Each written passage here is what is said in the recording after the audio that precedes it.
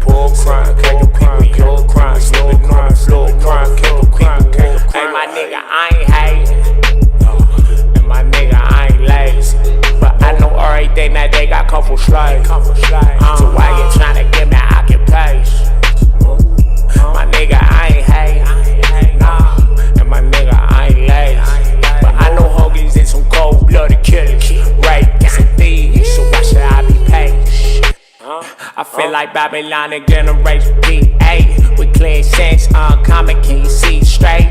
Freeze frames by the block in the deep state, deep fake DNA. I'm mobbing with the think tank. You on the block with the guards where the beats done. Who makes it loud for a law, get your beat stung. Freeze frame, make it hard for bombers roll through. That hating energy get barbecue beef bump. You work a third every day to get the shame. Yeah, we got just like the murderers and rapists that you claim. So we burn a little sage, then we raid in your spot. Get down, nigga, get your motherfucking ass down. What that motherfucking dope at? Fuck, nigga. Pull crime, pull crime, pull crime, pull crime, said he pull crime, pull crime, pull crime, slow crime, slow crime, pull crime, pull crime, said he pull crime, pull crime, pull crime, slow crime, slow crime, pull crime, pull crime, said he pull crime.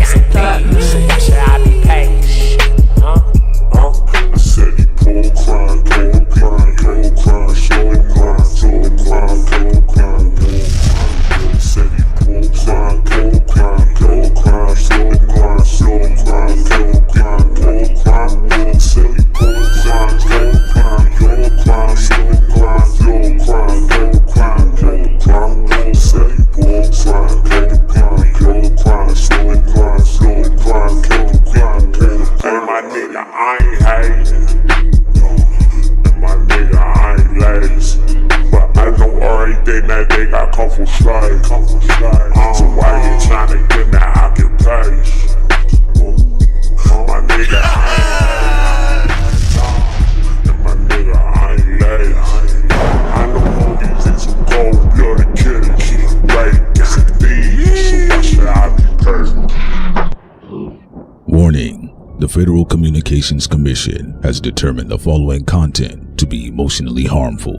Snowflakes should not view this content under any circumstances, even if supervised by a G.I. Joe, Navy SEALs, Army vet, or someone with good common sense. The views and opinions expressed, including the depictions of persons of color, corrupt politicians, white people with or without a tan, haters, who have yet to brush their teeth typing angrily in the comment section with hot breath syndrome, do not reflect any official policy or position of the U.S. government. This program contains graphic language, dark comedy, unique intelligence, creativity, a high credit score, and high blood pressure when triggered. This program has also been accused of racism, violence, misogyny, mansogyny, feminism, Taoism, defacement of celebrities, and of course, being a bully. Welcome to Thought Crimes. Thought Crimes.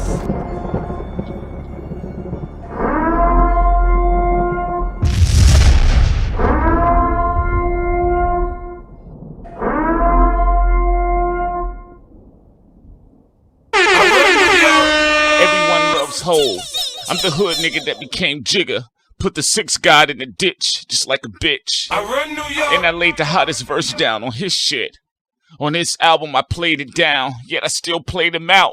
This shit was a snooze fest, boy, I told you that I'd do this. A double disc album of emotional fits. I run New York. When Pusha said you were hiding a child, you let the principal nigga still sit you down for a while. Nigga, you ain't even fight. I run New York. What's a scorpion to whole shoe print? Even in blackface, nigga, you couldn't fuck with the blueprint. The shit between you and Ye, the shit's kinda gay, so allow me to throw in my 2 cents. The nigga's a nuisance. Drake, you're crying just for the sake of crying. You ain't even crying over the child you was hiding. Talking about how deadly you got a scorpion sting. Niggas is lying. I'm still the king of New York. On top of that, any nigga that's spitting, I'll stop your rap. Still on top of that, I can rap. You see, I got presidents coming after me, gangsters looking out for me, a fat child murderer who wishes he can put his hands on me, talking about how he gon' handle me. Zimmerman soft as a honey bun, flavor cinnamon. For any haters trying to talk up shit, I'm like, send them in. I'm still the nigga sitting on the throne, watching niggas beneath me, up under me, still trying to throw some stones. Stay out of my zone, leave it alone. I said I'm gonna leave it right here. This is for the rest of you niggas try to come after me. Talking about whole 50 this, he 50 years old this. Yeah, suck my 50-year-old dick, nigga. King of New York. I run New York.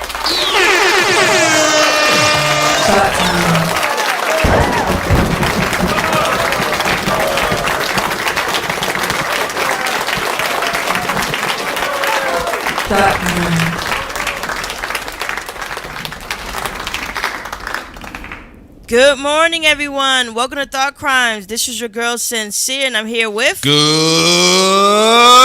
morning, everybody. Of course, it's your man, P Solo, back in the building again, I guess. I hope you guys are doing very well for yourselves, and you're making your way along the traffic, or if you're at the bus stop, or if you're at the MARTA train station, if you're in New York, if you're still having the punch-drunk effects of the victory lap that happened since... 53 years ago? We hope you guys are enjoying yourselves, too. So good morning, everybody. We are glad to be live with you all today. Absolutely. We're going to be talking about Frank Sinatra, the dealings with the feds, the dealing with mob ties, so much to talk about pertaining to Frank Sinatra. We're also going to be talking about Baby Keem, and we're going to play a nice video that Prince and I cooked up for y'all. Molly, Santana as well. Molly? We're going to be talking about that. Future, The Real Me. AZ Chike, Packed Up. And we're going to also... You already know, man. We're also going to be talking about Oprah.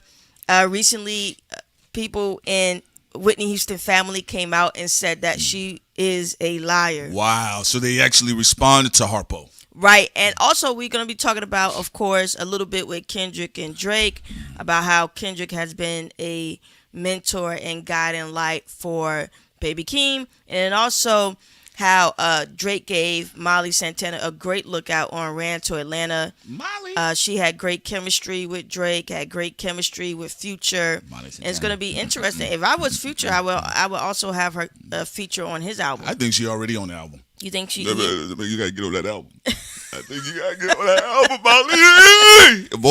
Boy, this is good. This is a good lineup. I like this. Yes, absolutely. So where we gonna dig into, Sid? Where we heading first? You gotta let me know. We gonna say the best for last, Mr. Sinatra. Where we going, twin? Yeah, right. Talk to me. Talk to me now. We could start actually with the music angle. Come on, quarterback. But if we're starting with the music angle, we might as well play it for everyone right now. Okay. We gotta switch over into that. So which one we gonna go with first? We're gonna go with Baby Keem first. All right, we're gonna go with Baby Keem, ladies and gentlemen. Bye, y'all. All right, we're gonna go with Baby Keem right now. We'll be right back. Bye, y'all again, folks. We'll be right back. Here we go. Hey, that nigga waiting on me to slip up. What the fuck told you I wouldn't get paid? I saw the check, nigga. Huh? What's up, everybody? This is your man, P Solo, Prince Solomon, back in the building again to start crimes. You guys know what time it is. Let's talk about it. Baby Keem. You know, Baby Keem recently just made some news. He was all up and down X and I believe Threads because they asked him a question about the Big Three, and he said he feels he is better than certain parts of the Big Three. I personally do not have any problem or problems with that level of confidence. I mean, Muhammad Ali needed it when he got in the ring. He couldn't just say, well, you know, I mean, Patterson, I don't think I can ever. No, you need that confidence, especially when we going into the industry, and especially if you are a Renaissance man like Baby Keem. Look, he does a lot of his own production. He writes. He does a lot of his own arrangement of lyrics and sonics and melodies, even having this cross-pollinated energy at times with his family, Kendrick Lamar, you know, with the flows and the hooks and things of that nature. So I definitely didn't have a problem with it. And not only that, he does have reasons to back it up. He's already got some very good, solid albums in the game. I really did enjoy Casino. You guys can check it out on Patreon. We did a wonderful breakdown of Casino. I liked a lot of the production from it, and I like the idea that Baby Keem is a very experimental artist. Now, if you guys kind of get the hint that I really do enjoy experimental artists, all right? You know, even going back to Jimi Hendrix and the electric era of Miles Davis, I do feel that a lot of these new artists that are out right now, I like the idea that they put themselves artistically in an uncomfort zone, and they also challenge the listeners to kind of like, you know what? It's kind of time to change up the sound a little bit. And not only that, sonically, Keem doesn't really have a consistent sound from album to album. Hearts and Darts, well, if you start with No Name, Hearts and Darts, and the sound of Bad Habit, Die For My Bitch, one of my favorite albums he did was the Melodic Blue joint, and especially the deluxe. And then, of course, there's Casino. Now, with Casino, you can clearly hear there is influence and iterations of Donda Ye, right? Because they're different eras of Ye. But it's not a situation where some people had their complaints about Utopia with Travis Scott. I liked Utopia, but some people had their complaints. They felt like it was a Ye-less type album or a version of Donda by way of Travis Scott, his best rendition of Donda. Now, for me, I enjoyed the sonics of Utopia, but you know, it is what it is. People can have their criticism. I do feel like with Baby Keem, I can tell he's incorporated what he's learned from Ye, what he's learned from his cousin Kendrick, what he's learned from other people in the industry, not just the rappers. He's taken from aesthetics of what he's witnessed in the industry, whether it's R&B or jazz and soul and things of that nature. So my honest opinion, I think he's damn well in the right position of mindset, just with simply the body of work he's been able to lay down. Look, not many artists that are new, especially if they're tied to big names or they're related to people in the industry, not many artists come out having a knockout. Some people are just genuinely disappointment. My honest opinion, I believe Baby Keem albums are getting better and better with time. Now, for me personally, just my taste, I actually really enjoyed the Melodic Blue joint, but also I was open-minded and I did like what I saw and felt and heard from the experimental sonics of Casino. Clearly, some of the tracks you can tell where He has done his due diligence. He is a hip-hop historian, no LeBron James, because on the back end of Casino, of course, people bring up Donda Ye, they're bringing up Yeezus Ye, but they're also bringing up Benjamin Andre when we're talking about Speaker Box, the life and times of Benjamin Andre. He has a couple of those heartfelt tracks, and one of the things that's really incredible or really dope about Baby Keem is the ability to evoke emotions. For an artist to make you feel what they're feeling, you could genuinely be like, man, what you talking about? Man? I don't want to try to feel what you're feeling. I'm making orange juice. Baby Keem has been able to make that type of emotions, or those emotions he has, or what he's looking to convey, he can make the listeners experiment it. I actually saw it in live when I did a review along with Sincere Ignorance. When we did a live review of the Casino album, I actually saw the mood switch within our audience. And when I see things like that, that to me lets me know that this artist, Baby Keem himself, is a very effective and powerful communicator. And also at 25, I think the boy is just getting better with time. So if you actually go back and check out his discography, you will find with each step, with each release, there was a methodical process into building and enhancing his creative skills. I am looking forward to seeing what levels of artistry through PG Lane Baby Keem continues to grow into. One thing that's a factor that I see with a lot of these dope artists is that they're becoming Renaissance children or Renaissance artists, where they're looking to direct, they're looking to get into cinematography, they're looking into treatment for scripts and film, they're looking into producing their own work, more hands-on production, more hands-on creativity. And I think what Baby Keem is doing is incredible. And not only that, it's a fire of creativity that hopefully continues to inspire other creators as well. So, you know, it's a dope album, dope run. I'm loving what I'm seeing. I'm very interested in seeing what is the next form of incarnated artistry that Baby Keem shows up on his next project. You guys drop your comments below. What do you think about the incredible pacing of Baby Keem and how artistically he has been improving? And his last two albums, Melodic Blue and Casino, have been knockouts. Drop your comments below. You guys know what time it is. It's your man P Solo Prince Solomon. I'm out of the building for Thought Crimes. I'm out. Peace.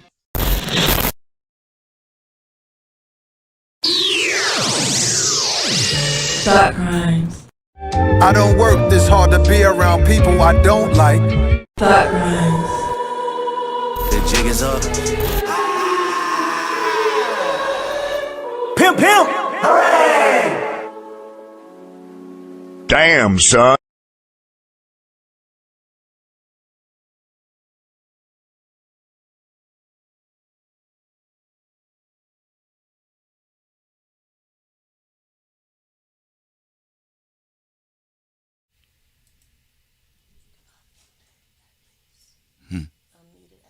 I am. This program. Everything's just frozen right now. Hold on. We got it. Got it. Back live again. Okay. There y'all go, ladies and gentlemen. Okay. So hope you guys can hear us too, by the way, just to be clear. Right. And before we go to Molly, and also good morning to everybody who's coming in right now. Before we go to Molly Santana, I would say also it's interesting how the Casino had a lot of themes also connected to Casino the film. Yes. As well. What do you think about that? The whole, you know, come on now. Nevada. I'm gonna try to find any way. Gambling. Come on, Sin. What's your thoughts on that? You know, I'm gonna try to find any way to bring up the movie Casino. If we're talking about reparations, I'm gonna bring up Casino. All right. I like it. I'm a big fan of casinos, just in general. Not necessarily. I don't have any gambling Jones as a habit, but I do like the designs, concepts, and then some of the stuff that they use concerning casinos and the history of casinos. That is something I did pick up on when we were listening to the Baby Keem album. I think overall it has a lot of fire joints. I like the idea that as a transformative artist, he's able to switch up his identity and sound per album. So far for me personally, he hasn't sounded the same sonically on any of his previous joints. And I do think with the Casino album, he is leaning more into like an alternative West Coast aesthetics because, you know, Nevada is still the West Coast. All right. It's still the West Coast. So, yes, absolutely. It did have a lot of casino themes.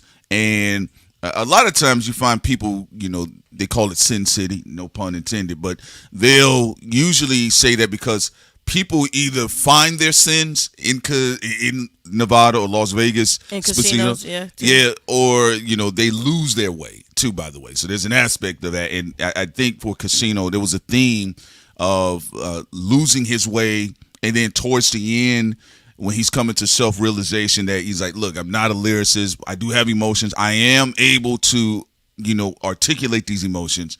And I think towards the end of the casino joint, you see a soul finding himself, coming to terms with his history and everything. So I thought overall it was a pretty good album. A lot of risk-taking that happens at casinos too, and also gambling, and also what takes place in Nevada as well.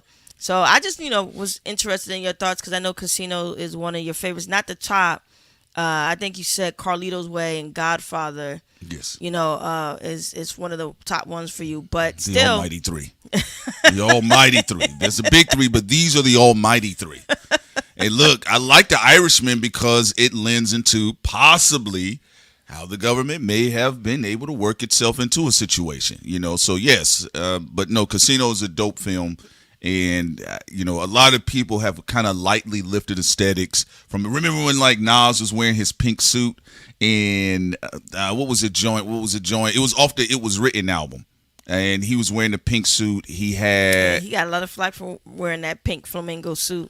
I think it was only until Jay-Z made fun of it during their beef. But up until then, a lot of the New York guys thought they were kind of fly wearing them suits like the Italian mob. The Italian mobster. Yeah. You're like, Nas, you godson, you almond raw milk, and you also Escobar. Yeah, well, I'm glad you brought it up because, for all of the gaffes and jokes and punches Nas get, early on, I do think he was one of the first rappers to have the whole split personality thing going on. You had Nasty Nas, which was the MC people saw on The Source, and Nasty Nas is also the MC people come to love on Illmatic. But then you had Escobar Season, right?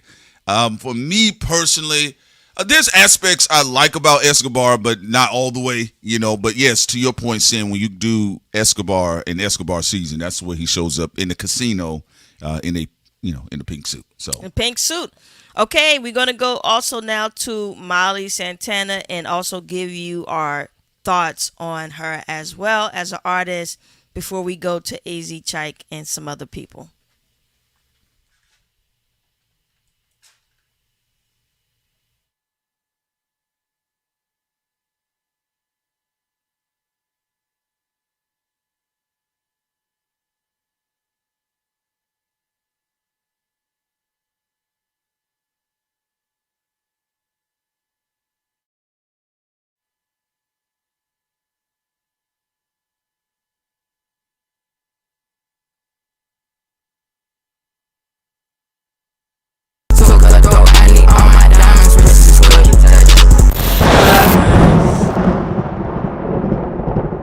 What's up, everybody? This is your man Solo Solomon back in the building. Once again, let's get into it. Molly Santana. No, she's not Hannah Montana. She's Molly Santana. And listen, she has been making an incredible run right now. She's been able to get a very good look from Drake. She did the damn thing on the Iceman album. But I actually want to dive a little bit further into her artistry per se. Now, I had listened to Molly Santana's Neptune joint. I think it came out in 2021 or 2022, somewhere up in there. And at the time, I listened to it. It was very smooth, very melodic. I thought she had a very catchy flow. She had a penchant for hooks, very relaxed and charging, yet hypnotic flow. Kind of just out of this world. Definitely giving you some early type future energy, outer space, extraterrestrial, Neptune energy. No pun intended. That's what she had named the joint. But I'm talking about in the space of like NERD, Chad Hugo in that pocket a little bit.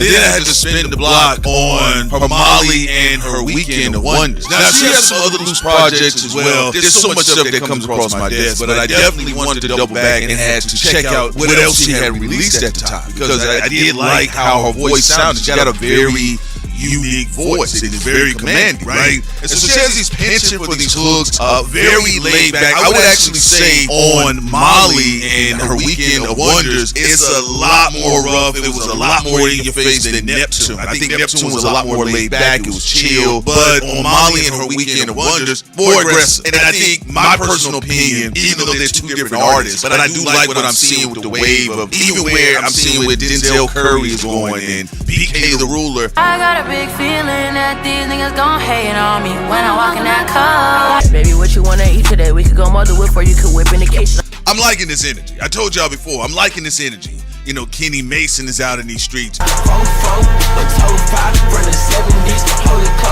We're going to be reviewing the Vince Staple album too. Don't worry about it. I know people getting at us. Yo, when y'all going to review Vince Staple album? We're going to review it, okay? But I do enjoy this energy. I told you guys before. I said, hey, this is the wave that's going to be happening. I know a lot of people are like, nah, that ain't it, buddy. We ain't on that. I said, yes, it's going to happen, all right? So we're here now, all right? So Molly Santana came out and she showed out on Iceman. Now people are getting a chance to check out some of her music. And when I bring up the other artists, I think they're on like the opposite end of aggression sonically of the spectrum of music, even though they got some similarities. Tia Corinne, she's described her work as anime trap rap. Right, and I do like the idea that a lot of these people are getting more comfortable with having a penchant for like anime trap, rage, a lot of this, even to some degree, some proto-goth, you know, kind of getting in this space, even the aesthetics of their video, which is something that Molly really shines in. And she does have a very strong visual aesthetic, especially with the tar pit grill and some crazy stuff. So I like a lot of the stuff that she does have, and that she has this particular penchant to be able to lay out these tracks and play with her vocals the way she does. And I actually feel she's continuing to grow and become even more commanding and better with time. In fact, I would argue that Molly Santana, I feel she's going to have her series run that's comparable sonically to what we saw with Young Thug Slime season 1, 2, and 3. And I do believe she's going to be having that, although I do feel Molly and her Weekend of Wonders is a lot more cohesive than what we saw with Young Thug when he kind of filtered out around Slime season 3. It became a little bit distorted in that regard. Still sonically appealing because he kind of did more chill music, relaxed music, like laid back trap, post trap type instrumentals. Molly's coming from a different angle when it comes to this.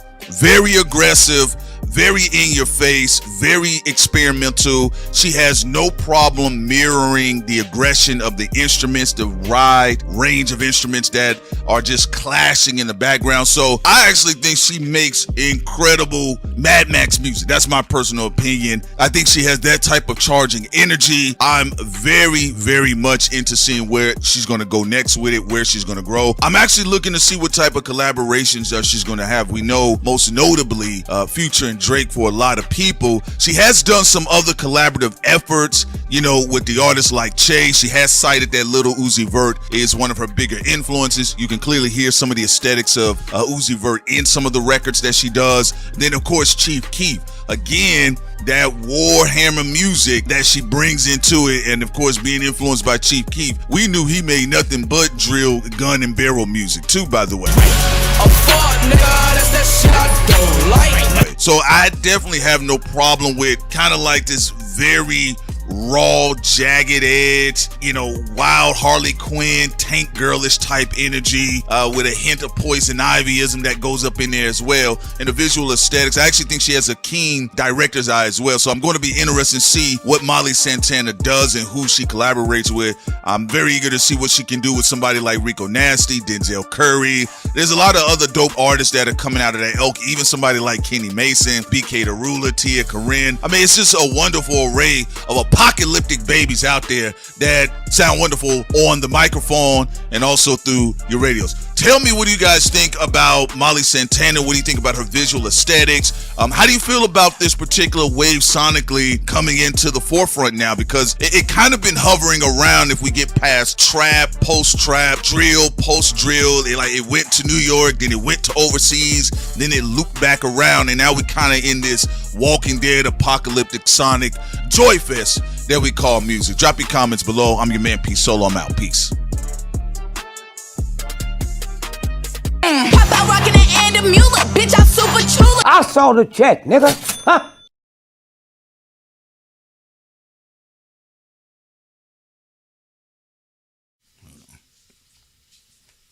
And we back. All right, y'all. Okay, so there we go. Pie Molly Santana. Actually, when I was listening to Rant to Atlanta on Iceman, I was like, wow, she really does have a lot of great chemistry with Future and Drake. And I was, Future is dropping The Real Me. And Prince think that Molly is going to be on there. I think it would be a missed opportunity if Future doesn't have Molly on there on his album. Yeah, I mean, listen, I think Molly Santana, I think she's going to have a run. And don't worry, Artist Live. Look, hey, man, y'all know we've been up on Rico Nasty, all right? So we're going to be having fun on top of that. And everything, for the most part, everything is going to be going into this particular different direction right now that you're going to see because, these are kind of like the walls that are breaking down. And it does happen a lot of times in music. I think Molly Santana, Rico Nasty, Kenny Mason is catching his wind right now. People are finding how much of a dope lyricist he is. And Denzel Curry, I think he's going to have another surge arc in his career because, I mean, let's be real. He was kind of one of the earlier iterators of this resurgence of the sound, and you see what he's doing with BK the Ruler on top of that. And I think ASAP Ferg, believe it or not, I actually think ASAP Ferg does very well, or now he goes by Ferg, but Ferg, I think he does well in this space in this particular sound. But my personal thoughts about it. But yeah, if Future, I think, my honest opinion, I think, he should be able to have her on the album, serving up somewhere. Like I said, her voice is very, very commanding. No, yeah, and it's also going to be interesting now to see what direction she's going to go to right now, since more eyes are on her. What her next album is going to be, what sound is going to be curated on there, what producers are she going to be working with on that album. It's going to be really interesting to see that. Also, really like the vibes that we see sometimes from Atlanta, and then also from LA, and then sometimes Oakland as well. And it's going to just be interesting to see because also with the alt sound, it's very heavy in Atlanta. It's been heavy in Atlanta for a very long time now, not just Playboi Carti. You had Abra and so many others. You also have it, of course, happening with the alt sound in Baltimore and PG County and DC. You also in Florida, because you can't forget about XXXTentacion. Can't forget about also acts out there like Denzel Curry, who does his thing as well. So it's been a vibe in different parts of the United States. Even if you go throwback to New York City, especially when you used to have those fusion tracks, like when you used to have Public Enemy and Anthrax, and also alternative sound that was out there, even if you're talking about in the 80s in New York, because people forget a lot of early hip-hop scenes, they were hanging out with punk rockers. This is how you had even the Sex Pistols. They would collaborate or hang out with a lot of the rappers at that time. So it's going to be interesting to see the energy and also see where she goes now that even more eyes are on her. And like you said, she always had a great eye for visuals, and the team that she works with, her team has always been on point when it comes to the visuals of her music videos. Also going back to Casino with Baby Keem, even when he did his live rendition of Casino and how beautiful it was, it definitely, you could tell how much. And I would even say on Molly, even though sonically, she's really, really, really, really in love with Uzi Vert's music, and you could see his influence on her. But I would also say like Donda Ye has a really big influence on this generation as well. Even how Ye was able to curate his the live action of Donda. And I would also say, the second time around he had some live issues when he was trying to do Donda 2, but the first one was very successful, how he was able to do the live action of that album. And you could tell that was also a big influence on Baby Keem when he did his live action of Casino.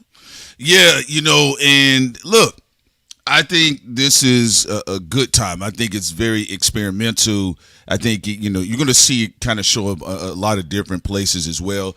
The other side of it is, I can't forget when we did our review of ASAP Rocky's Don't Be Dumb album. I did like the direction of Don't Be Dumb. I thought the marketing campaign, I can't remember the 3D tech company that he worked with at the time, because people had accused ASAP Rocky of using AI for his videos, and then the company spoke out online. They said, no, we actually spent hours, days, weeks, months on developing this video with the joint helicopter. So I did like the frequency of it. And one of the things that ASAP Rocky was able to do on Don't Be Dumb, because it kind of had like a whole punk energy, punk, like trap, goth aesthetics, visually and sonically, when he brought the group Slay Squad on there. And again, we mentioned these other regions, but Slay Squad is really dope out of San Bernardino, California.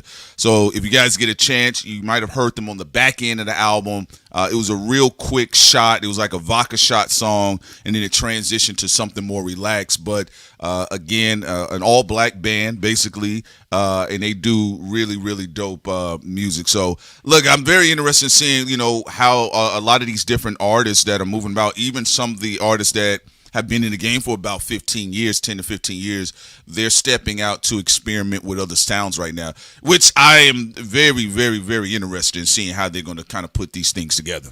Also, people putting in efforts in their music video. Like, that's why I like the fact that Baby Keem put a lot of effort in his visuals. Seeing Molly put a lot of efforts in her video. Even when you talk about Iceman and the episodes, I do thought that it was innovative. The episode 1, 2, 3, and 4. Of course, 4 being the climactic, ending to the whole series of the episodes, and visually stunning. It was the strongest one, actually. When you look at Iceman, you could tell Drake and his team put in a lot of effort when it came to the visuals. It was actually stunning, although I think the best visuals was Whisper My Name. Because Whisper My Name visuals, like, that can even been turned into a movie. And then it's funny because it did seem like the Pinocchios, the weird Pinocchios, they transformed. They got eviler. They got to like, what the fuck? Like the Pinocchios went from their little plain Jane stalker clothing. They went from a plumpy long nose to they were loading up shotguns. So then I said, what the hell? But then their masks are like armored too. Like, what the hell? They powered up. What stone did they steal, right? And they was up there loading up their weapons. It definitely felt like a reindeer game, the way it was shot. Yes, it felt good movie, by the way. Yeah, it almost felt like, okay, there was the overhead shot of Drake walking past the dead Pinocchios. I did laugh at that part, and the car was flipped upside down. It reminded me of the opening scene in the original X-Men film when they introduced Logan's character.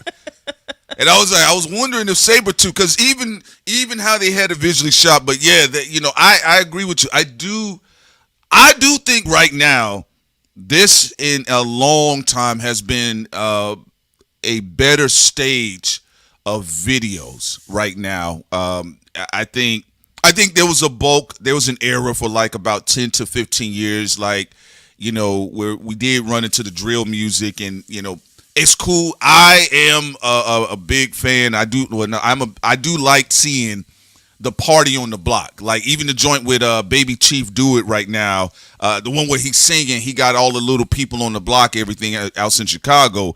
I like it. And I thought at some point in time, I kind of wanted people to like, okay, we can change it up. I do think that's where, like, what we started to see, like, of course, you got Drake and Kendrick and Cole, and you got the legendary Spaces. And in Future, I always thought Future had beautifully shot videos. And I do like where I'm seeing, like, the dialogue conversation between Baby Keem and I forget the homeboys from RDC, the one that was doing the mime. Y'all can drop his name in the chat. I thought that was an interesting dialogue, and I think Dave Free did a fantastic job on it. I think it was beautifully shot. I actually thought it was funny too, when his homeboy is like, where were you at when I was getting my ass beat? He was like, I was getting my ass beat too. So I thought the comedy time, and I do like the comedy, the mirth that goes on into that too, the idea that they're able to translate that. Well, yeah, I mean, I think also Side note, AZ Chike, Chisel, I think he has very crisp shot videos. Oh, AZ Chike his videos are always crisp and clean. Very clean. I think he's also on a run right now. Yeah. You know, packed up. I think that's a nice song, and also visuals, and also I liked Hit a Nerve as well. You know, AZ Chike, we was talking about it maybe some days ago on our Patreon about how he can definitely use his looks to his advantage. A lot of women like his style. They like his look.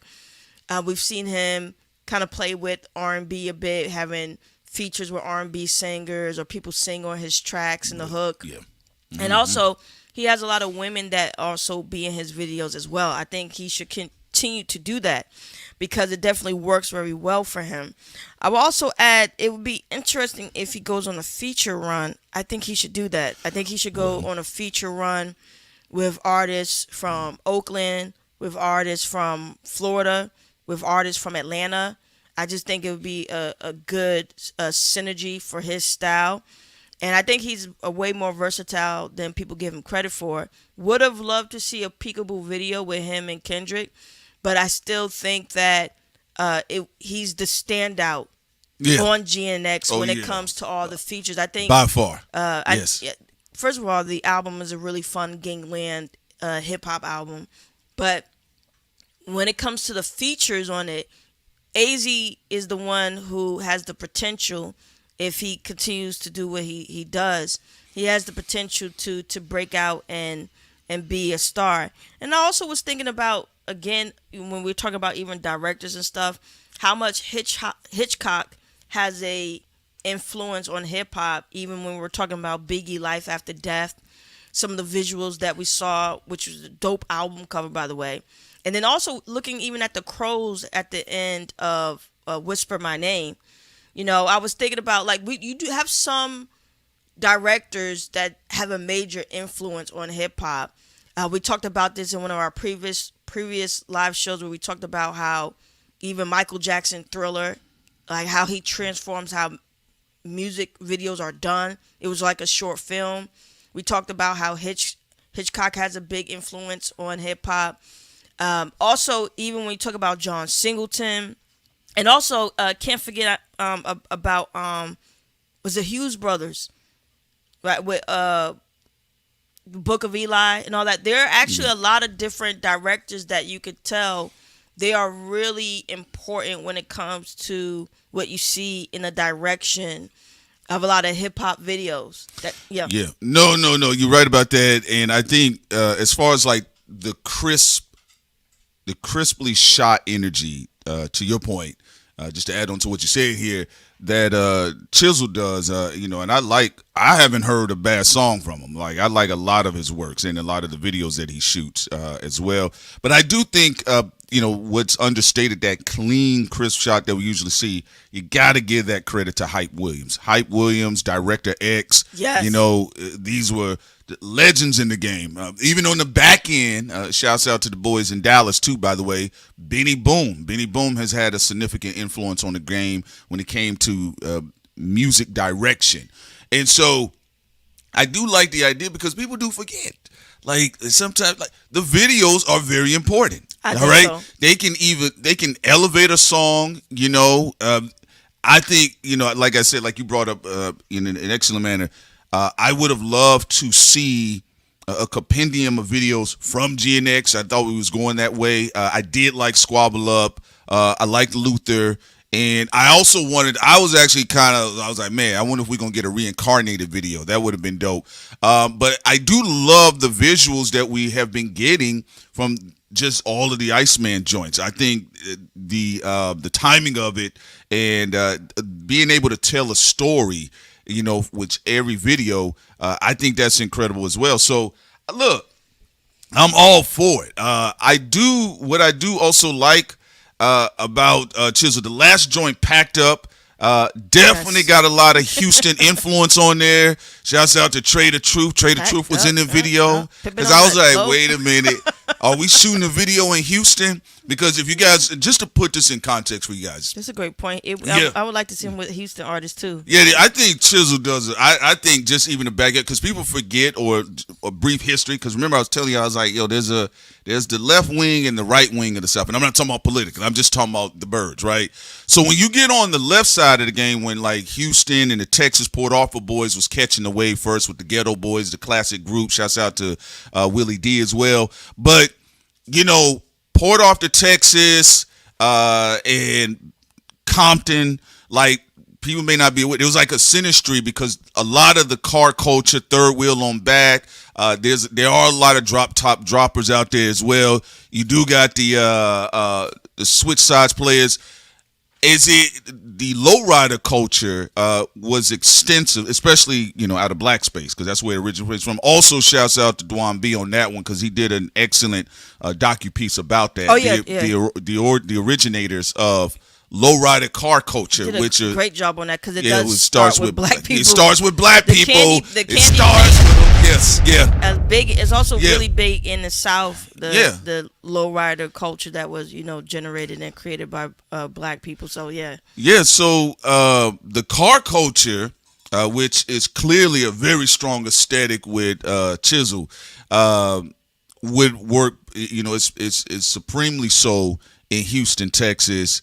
Even Dallas, Texas, like when you get towards, that is something I will say, that is something ATLians, it's kind of something we stepped away from. The last iteration of it was when Jeezy was pulling up in a black tee and black Air Force Ones in a box Chevy. That was the last time of it. But the car culture is still very big in Florida, Floridians. Yeah, Crit, like even big on car culture, which is why he said he learned everything he learned, he got it from Texas. And in the South, I got to give it to Texas. They are the king of the car culture. And I'm so glad Memphis as well. Shouts out to them M-Town boys, car culture out there, Tennessee. But go ahead, Sin. I'm so glad that Big Crit kept working and doing his thing, because Big Crit, when he first started career, he had a big buzz. He was being supported by everybody, especially the South. They love him. Yeah. But, you know, the Def Jam situation really jammed up his career. And then after that, you know, Big Crit really didn't want to be dealing with too many of the majors anymore as much with, you know, being in the mainstream or the Billboard. Yeah. But I love the fact that he still keeps putting out hot music. Yeah. You know, we did a live listening session to his music, his previous album, and then the fact that he's putting out more music. He put out a deluxe too. Very excited. Deluxe is fire. Also, at the end of the Catalina joint, he had a Grand Texas remix too, by the way. So he's always talked about, even though he's in my crooked letter I, he always talked about how much Texas has had an influence. And Texas has had a grand influence on Southern culture, even it bleeding everywhere else. Again, like we pointed out with, or like I brought up recently with ASAP Rocky. Because when I first heard ASAP Rocky, him being from Harlem, but I heard a lot of chopped and screwed aesthetics, a lot of 713 influence, which was a nice blend for him. So also, James brought up a great point. I think Chisel would do great with the culture of Texas, especially Houston boys as well. AZ and Megan Thee Stallion. That would be fire. That would be fire. Who said that's it? Jane. Get Jane into those offices so she can talk to them people. I don't want to go to them offices. No, well, not that. They have a bad rep. I'm not talking about that. I'm just saying for Chisel. But I know what you're saying. If the bird gets in his ear. Oh, man, come on now. I'm not going there. But anyway, not for this stream, y'all. But no, no, Chisel and Megan on, again, I want to say this, on a regionally recognizable beat, okay? It's got to be a regionally recognizable beat. There are some people, they can hop everywhere. You know, we've seen it with Drake and Cole. They can hop everywhere. But guys and gals like Chisel and Megan, people want to hear them on regionally recognizable instrumentals. I think Megan should hop on Packed Up. Yeah, do the remix. She do the remix, and I think Megan should hop on a remix to Young Miami's her track. Spin that shit. Spin that shit. Oh yeah. Spin That's that good. shit. It's cooking, man. It's cooking in Yeah, the streets, 'cause you saw y'all. Kamaya just did Yeah, Kamaya's fire. her remix to it. I thought that was fire. I think Kamaya got one of the smoothest flows in hip hop. I think the two things that makes you hop on is Spin That and also hop on Packed Up. Yeah, but I really, really like the Packed Up joint, and AZ, man, look, I just don't think the boy miss. He don't miss. Even I think when we was what was the joint? You and I, we really like Game Time. Oh, I fuck with Game Time. I love Game Time. But the other joint when What Would You Do, when they did the flip What of the would you do? Even if you want to take that song away from any battle, I just like the way they had chopped up the Dog Pound sample, and I like the energy of it too. By the way, also shout out to Dej. I forgot to also mention her as well. That's right, Robbie. She was out there doing her thing too with Kamaya. They both did the damn thing. Oh yeah, man, that's a good combination. Dej had a lot of influence on the game too. A lot of people didn't give her credit, but she influenced a lot of people, song and style writing wise too. By the way, but yeah, no, I really like what I'm seeing from Chike. I did listen to his last few joints that he has albums, the Don't Die joint. I just think he has a nice, crisp, clean flow, very relaxed, and I think it kind of bridges over into the sector, not as caffeinated, because E40 got a very caffeinated flow, but more relaxed. He got a lot of Be Legit energy, but he's just by way of LA. You get what I'm saying? So I do mess with a lot of the energy, and the production is very clean and crisp. But I would like to see him do more nationwide collaborations too, by the way. So people hopping on the remix. So I think cross-pollinating is a missing art form right now in contemporary rap. Even somebody brought it up. They were talking about the idea that even people aren't freestyling on each other's beats as much. You're starting to see more of that now, like you said, with Kamaya, Dej, and people hopping back out there and just snatching up beats, beat jacking. That's what Ice Cube and them used to call it back in the day. I think that's what the South does really well. I think they should keep that energy, especially when we're talking about Atlanta. It keeps.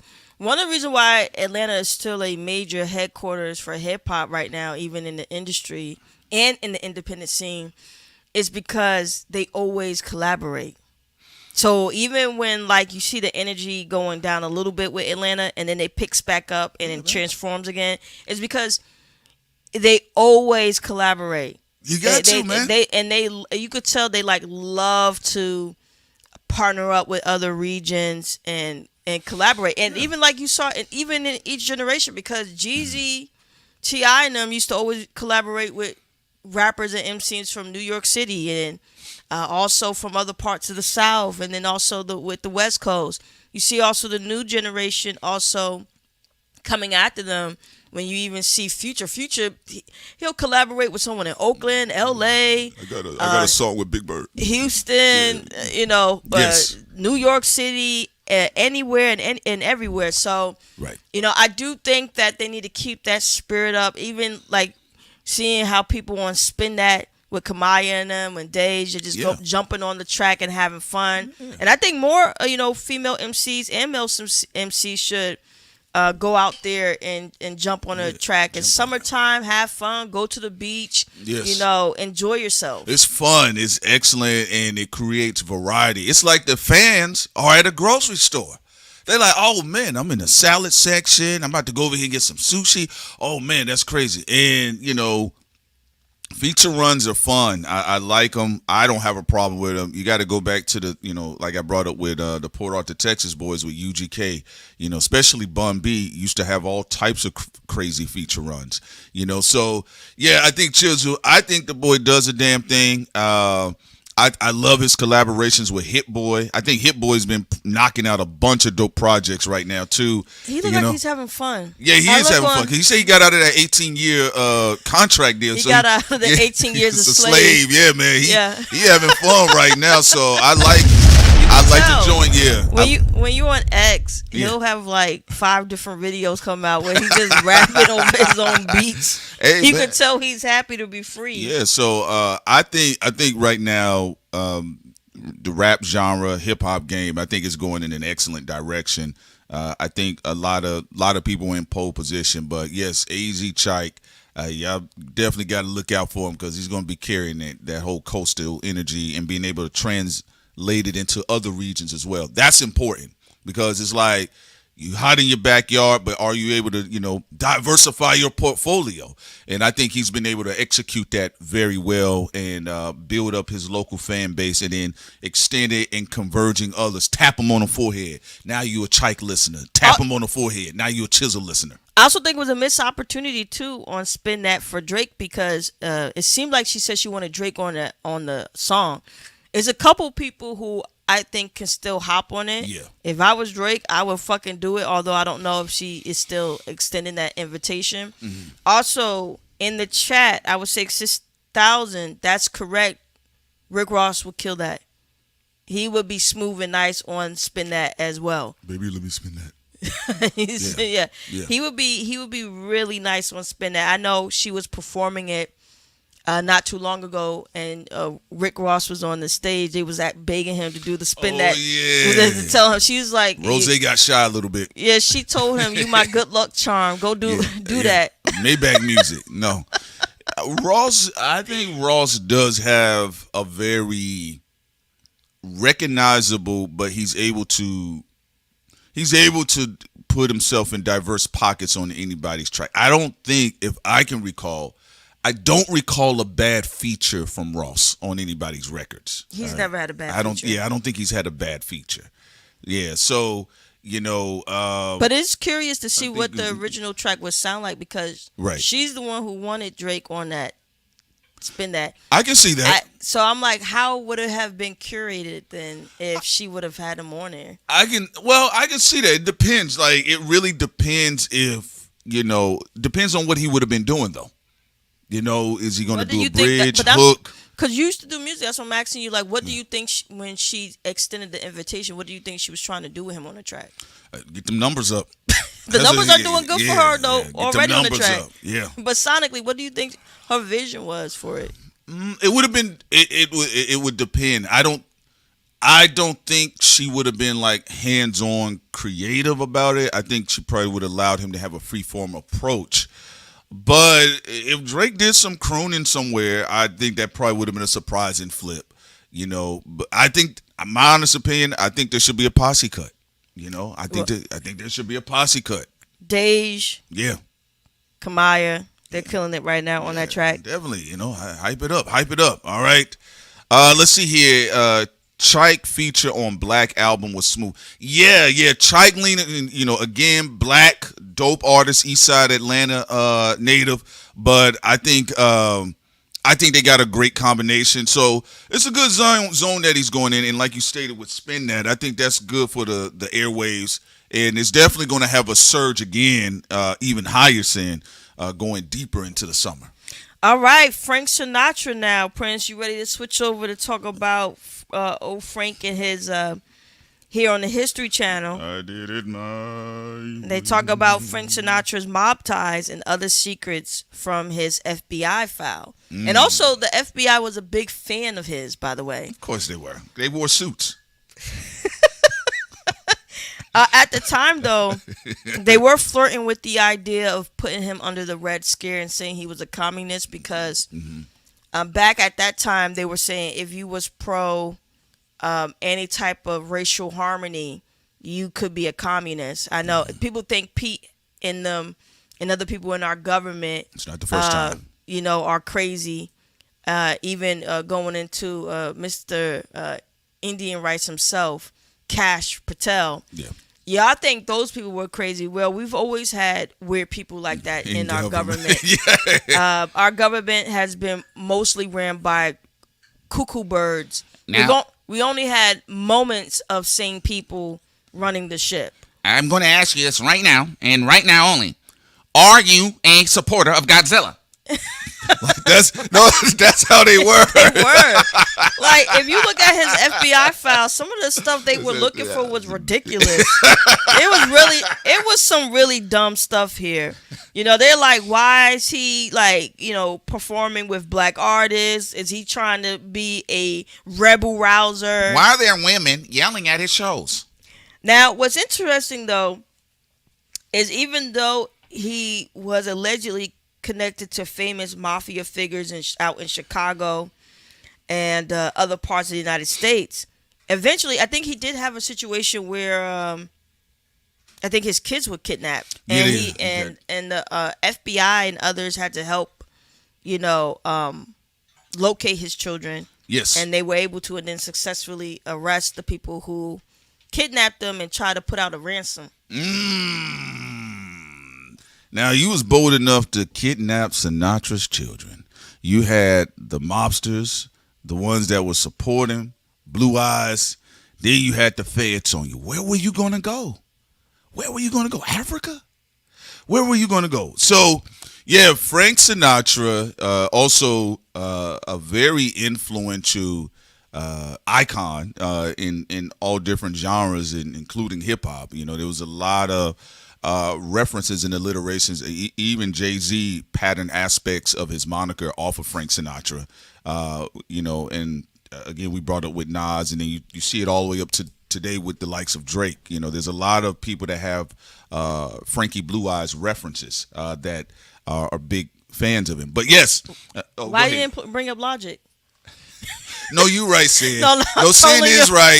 No, he did. Frank Sinatra. Yeah, he did. No, I don't listen to Logic like that, and I'm not. I can't. Prince, you don't have to. I'm just messing with you. I know, but no, Sin is right. He did have the Sinatra joint. Just when I start talking about rap, I don't think about Logic all the time. But yeah, let me not get started today, Sin. I'll leave it alone. Don't trigger me. All right, but Sinatra's bloodline actually extends, or it comes out of Italy, Sicily. All right. So he's actually in the same. His family is in the same spaces as Lucky Luciano's family too. Well, back then it wasn't like today. Like today, mastermind of the American Mafia too, by the way. But go ahead, Sam, because we can break this one down. When you're in hip hop, you are looked at as cool by saying that you have mafia ties, whether you directly have them or if you just affiliated or whatever. Like we even see it in R&B, like with Chris Brown. Right. But back then, it was considered a bad look. Yeah. So no. Frank Sinatra always had to say, no, I'm not a part of the mob. I'm not a part of the mob. Yeah. He always had tried to, tell the audience and the consumers of his music that he basically had no interest in the mob, although we know the mafia was still connected to him nonetheless. But he got lucky a lot of times when it came to the U.S. government. One time they were trying to close in on him, but a lot of situation happened with Watertight, and then also with Sinatra ties to known mafia members and a revolving cast of like connected underworld people that the FBI was tying him into. Now, they never said he actually committed a crime, though. As much as they were monitoring him, it was more of him just being affiliated or having connection to different mob and mafia personalities.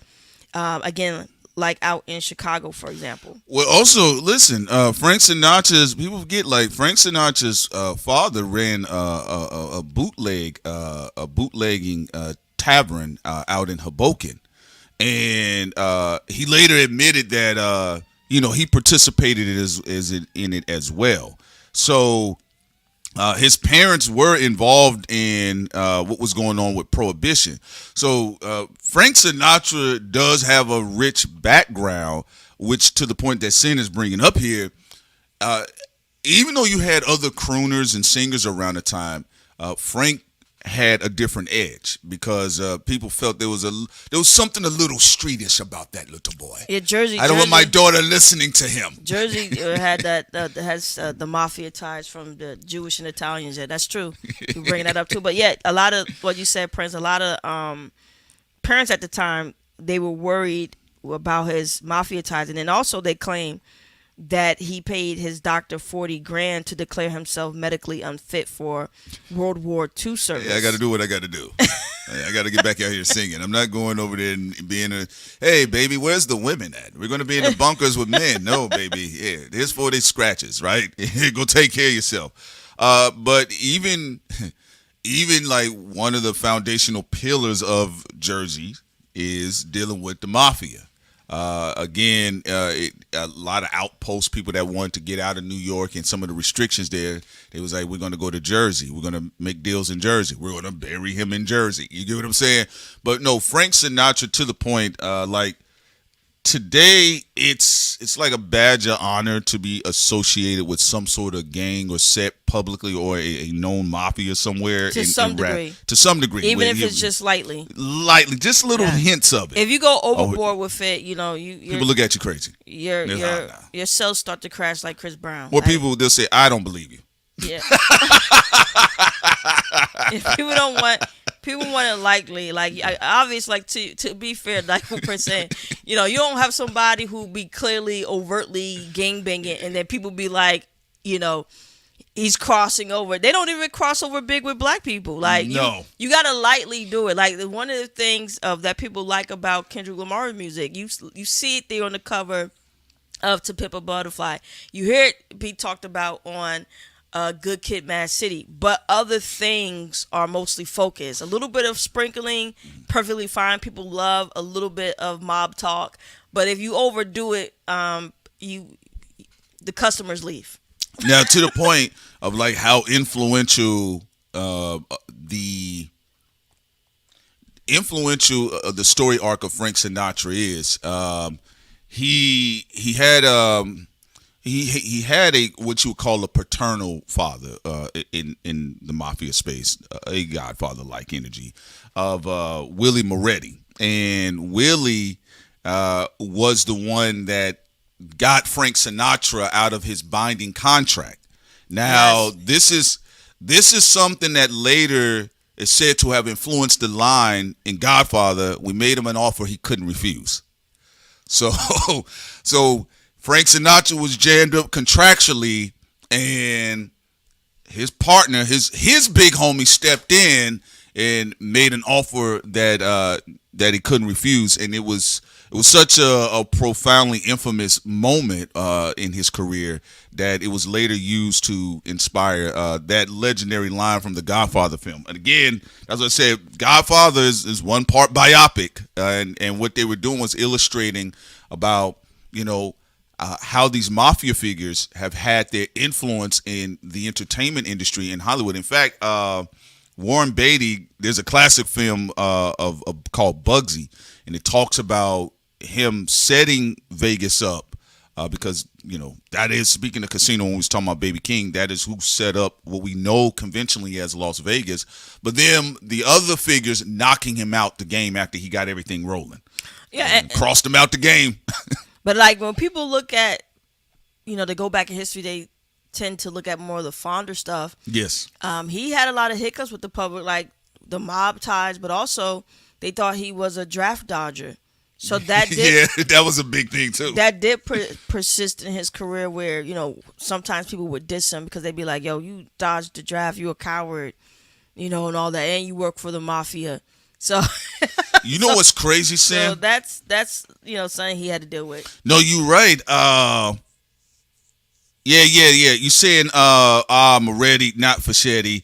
I knew it was the name of one of those. Yeah. It was Moretti. It was Moretti, and made an offer that he couldn't refuse. But you know, Sin, what I do, I like what you did here because Sin, she was like, "Hey, we should do something on the Frank Sinatra situation." Yeah, especially after talking about Clive Davis, I'm like, we should go into Frank Sinatra. I think what was I think Frank, to me personally, I always felt he was like a double switchblade. You know, if you walking past your daughter's room or whatever the case is, and I did it all this, you don't think much of it, but people pay more attention to him because of his associations. So like when he was seated next to Lucky Luciano, Maya Lansky, Frank Costello at the Hotel National, and people saw the photo, they was like, "Oh, it's cool." It was later revealed it was a Godfather summit. Mm-hmm. You know, you got like teen summits. They had Godfather summits. Come here, Frank. Frank, how's everything going? It's going great, baby. It's going great, man. You see, we hope you out there, huh?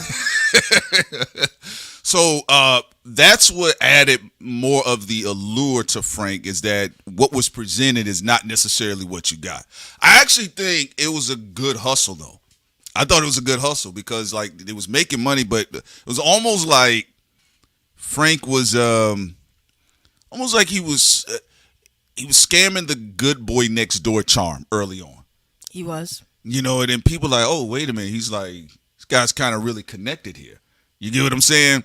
So, yeah, you know, interestingly enough, it added more to his mythos. But, you know, to your point about his child getting kidnapped, that's when it's kind of doing overtime at a certain point. You know, it was starting to work against him. People forget that the music industry always been shady and messed up. Like, people talking about, like, hip-hop is just messy, and it is. No, it's but, not I only mean, hip-hop. like, people forgot Frank Sinatra kids were kidnapped. Yes. And held for ransom. Like, you get what I'm saying? Yeah. You know, Paul Robeson got kicked out of the United States because he was fighting for black people's rights. They were haters. They called him a communist. The United States have always been wild. And the entertainment business has always been chaotic. You know, that's why even when people be like, stop talking about the drama in the music industry. No. Yeah. People shouldn't lie. Right. That's it. People shouldn't lie. But to cry and say people only focus on the music is drama. Mm-hmm. Like, if you listening to someone in their music talking about the drama, it's one and the same. Like, how can you talk about Gen X without talking about Whacked Out Morals and Kendrick Disappointment and Lil Wayne or Snoop Dogg and all that? How can you not talk about the drama when Snoop Dogg is Crip when he came out with his debut album? Yeah. Or even if you're talking about Drake, talk about Whisper My Name and Janice Shut the Fuck Up, or that's why I'm glad you brought that up. That's why I don't know what people be talking about. Like, they're acting like people in media. Some people in media are messy, but they act like talking about the drama is somehow weird. Well, when most of them are talking about drama. Even if you talk about Third Eye Blind, sonically their music sounds happy. Yes, but lyrically, it's a bunch of drama. Well, I'm glad you brought that up because now there is a Frank Sinatra-esque energy to Kendrick and both Drake. Sorry, Cole, you might have to sit this one out because, you know, that's not traditionally what's backing J. Cole. Like, J. Cole, a lot of times, is the John Mellencamp of the game. You know, he's doing the damn thing. He got his grassroots movement. Which he said he embraced on the fall off. And he's embraced that 100%. But Dot and Aubrey do have Sinatra-esque energy to their monikers. Just times have flipped because hip-hop is rebellious, or rap music is exceptional rebellious in a different way. So, like, let me give you an example.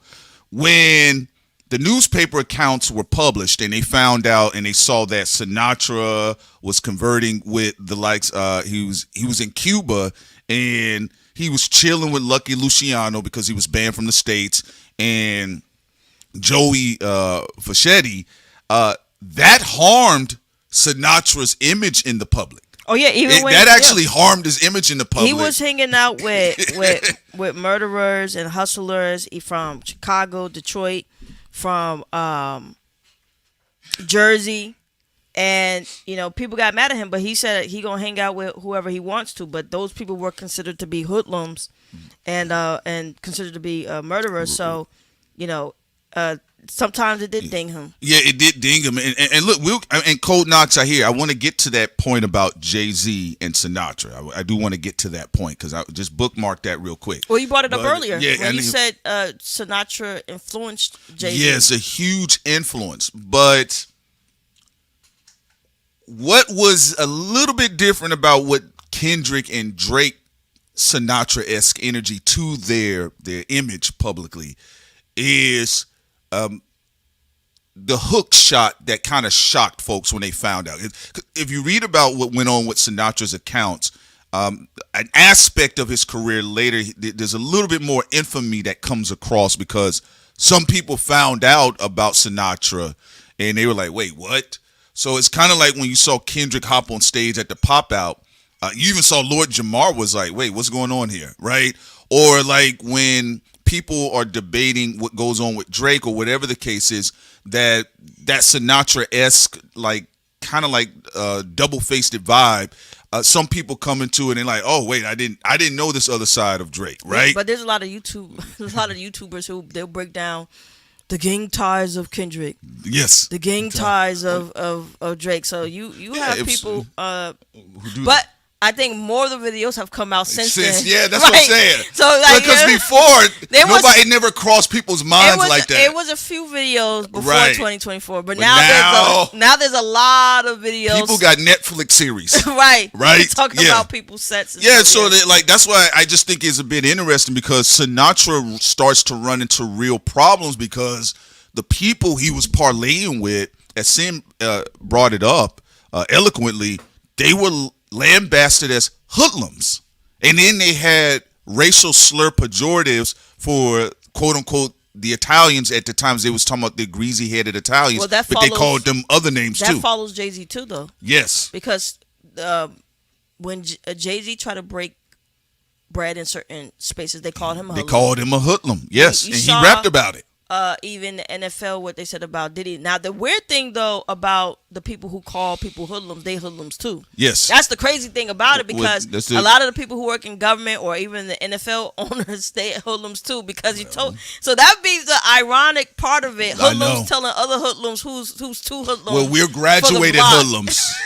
We have legacy, because remember, a lot of the mafia, their children were able to become lawyers. They were even able to become congressmen. They were able to become owners in situations where the black mafias were at the most like people like Jay-Z on the other end. I'm just talking about legacy rights, you know. Allegedly, right. Allegedly, they were able to come in and, set up these institutions because black people were still facing Jim Crow, even though black people were doing other things on the other side of it. And then we brought up on the Blackout stream about the burning of black towns in Chicago, and that really destabilized even a lot of these rackets that were going on because they were washing out civilians and some of the criminals too, by the way. We saw it in Carlito's Way. Yes. Carlito was like, you ain't me. Go rob a purse. Yeah, that's crazy. But that is true. No, that's true. So you have some sets of made men,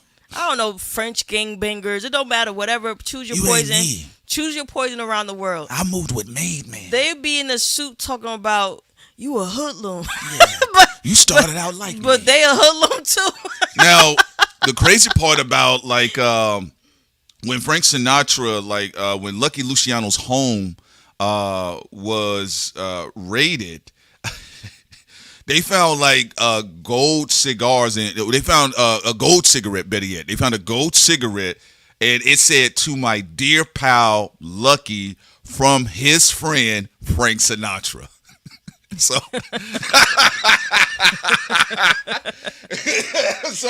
if Frank was like, "Man, I don't know, Lucky. What is this? A gold cigarette? It says, to my dear pal from his friend Frank Sinatra."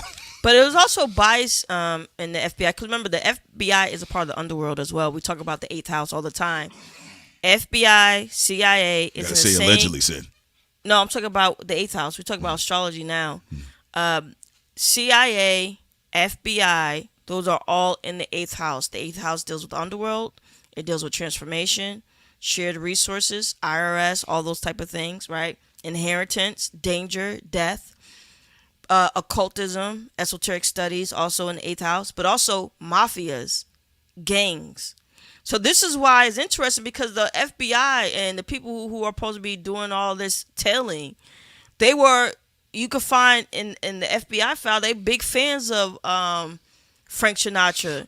Some of them just wanted to go get some tickets, watch him perform live. Yeah. I'm like, what is these are the people supposed to be doing their job. They're showing direct bias based off of who music they like and who music they don't like. No, like Frank Sinatra, listen, like look, there was nothing fake there. Like when he did his 9-day summer, what was it? It was a summit he had in I think like 1959. Vito Genovese was there. you know, and it was all of these top mafia dons just walking through the parties, talking with Frank, talking to other people. They were politicking. Sometimes they were there to quell issues, you know, but because Frank was being monitored so much, they were looking at it from a perspective of possible hostile takeover, and is Frank being used to further a power hub of the foothold? Because you got to remember, with a lot of the Godfathers, first pledge of loyalty, Sicily. All right, and I think somebody brought it up in an excellent manner. What you kind of saw with the Sopranos, because there is a running joke in a lot of the mafia circles filmed that out in Jersey too. Filmed out in Jersey, they felt like they were raggedy, cheap knockoffs of the traditional mafia. You know, and what they're saying, they're not saying about blood ties. They're not saying that they're not related to these people, but what they are saying is that they're raggedy. They just was raggedy, and sometimes there was no order. It was goofiness, and then kind of like a mockery. You get what I'm saying? But there was an interesting intention behind that, because to the point that Sin is bringing up here, with somebody as stoic personified. I'm just saying the image of stoicism, because that's what Frank personified in his music. What his image right? was, yeah. Everything looked a lot more serious. So there was an era in the 80s where it was intentionally put out there to kind of like spoof the mafia, because there was too much heat on them. So this is when you start seeing like I think it's Frank Lloyd Wright, when he did the joint Mafia. They did it. It was intentional, because there was strategy behind this. They did it to kind of like not desensitize, but to make it seem like a myth. Like a myth. There you go. Slapstick. Make it seem like it's not as potent as it was. But they only went so far, because they had the Italian Defamation League that was also watchful of a lot of content of media that was supposed to be centered around Italians, that they would step in and say, "Hey, wait, you're kind of making a stereotype of us." And then later, John Gotti didn't help. No, Gotti did not. He did not help. Gotti did not help. But going back, back, Gotti is actually the overt end to the publicized Godfather imagery. But then also rewinded it back, you know, because we all know that's how the Kennedy boys got their start. But like what you said when you watched the Netflix show of The Irishman. Yes. You know, the same people that brought Kennedy into the game allegedly murdered him. Yeah. Because they said there's only two possibilities, only two people, and again, Eighth House deals with death. Right. That could have dealt those cards. Some people said it was Hoover. Yes. From the FBI, and then other people said it was the mafia, and then there's some people say it's both. Yeah, it was both colluding to get rid of him and his brother. Yeah, because of the history of Joe Kennedy, and actually Sinatra did introduce Giancana to JFK, and as far as like campaign backers too, by the way. The Kennedy boys, they definitely have an interesting story arc in all of this. And in fact, recently they're now saying officially that Marilyn Monroe was murdered. Okay, because that was kind of tied into what? Like, we all knew that. Like, to be fair to the public, no one believed she committed suicide. No, like, 50 pills. No vomit. Look, in the industry, the old suicide trick. Got him. Like, it looks like, boys, he offed himself. That's why people giving a side eye with Oprah with the Whitney thing. Everybody's saying, Oprah, be quiet. Also, y'all can check out our opinion on Oprah on our Patreon with our blackout stream. But yeah, getting back to what you're saying, like, no one believed she committed suicide. Yeah, because even they were stating that, you know, for her to have ingest 50 pills, like, you know, there was no vomit, you know, there was, you know, the gag reflex. They said the sheets were clean. So whatever original sheets she may have died on, it wasn't the ones they found her. And then I think there were only two autopsy photos, and there was one death photo with her back turned. You just see the back of her head under the sheet. But you know, it's kind of it bled into the same situation with Dorothy Dandridge as well. You know, around that time, there were a lot of people mysteriously dropping that may have known information or information may have been passed on to them. All I know is that this is why I don't hang out with people. You're not getting me. Yeah. You know, President and I talk about these things from afar, but that's exactly why you just can't be hanging out with anybody. You know, you stumble upon something at all, you know, those people going to try to tie you up. Yeah. You know? Yeah, no, Frank Sinatra was so tied into it, even when we talking about like Giancana and JFK. You know, now remember, there was an alleged plot of assassination against Fidel Castro by way of Giancana as well. Bay of Pigs. Yeah, and then JFK was very angry about that. That's where he fired a lot of staff. The experts. Yeah, he said the experts try to string him on. Castro, though, Fidel Castro. You know how many assassination attempts they've tried to kill Fidel Castro? You know, actually, I won't say it here, but there's actually something in his chart of why assassination attempts always failed with Fidel Castro. Maybe we'll have it one time on the Patreon, but Fidel Castro was funny to me. Yeah. They really had, they were really upset. Yeah, man. They're like, bro, why won't he die? Are you sure you aimed in the right car? Yes. Like bombs didn't go off under his car. It's Fidel Castro. That part of his life is very funny and interesting to me. I always found it fascinating. He did it his way. Yeah, like he working with the Russians, working with this group, working with that group. They kept trying to, you know. He randomly knocked over the poison cup that he was supposed to drink. What happened? Clean this mess up. Right, but one of the things, now to your point about JFK, which of course does involve Marilyn Monroe, you know, kind of one of the things that kind of got Kennedy in trouble, John, the penchant for the type of women that he had was interested in. You know, he wasn't only interested in quote unquote the bombshells, right? But he also was kind of interested in women that were very pretty, but they come from darker backgrounds, and including the likes of Giancana's girlfriend. All right, so now some of the ladies could have been sent as triple and double agents, but also honey pot operations happen for everyone. But it not happens. Everybody's going to be happy about that. No, I know, because some people be falling in love with the honey trap. Yes, and then like they be talking to the therapist. You know, I think my wife is trying to kill me. Like you marry the person that's supposed to be they monitoring you, you know, but that's prevalent throughout the entire industry. So yeah, and also for women too. You know, they have male honeypots. Also for people who are gay in the industry, they have they got them gay honeypots. They got them. All right.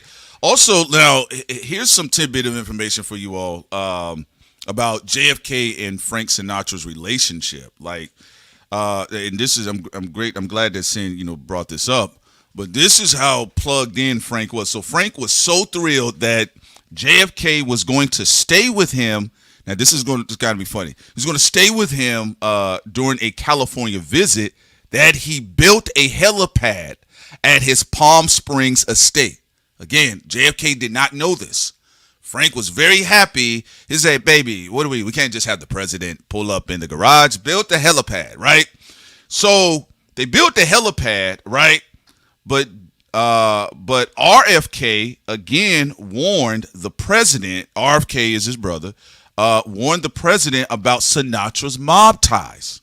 Now, John wasn't stupid. He knew, but Bobby was like, "Hey, by the way, man, brother, big brother." But I'm a fan. I'm a fan. What do you mean? We're gonna listen to his music and drink. All right, brother, we can't do this, right? So JFK decided to stay at Bing Crosby's mansion instead.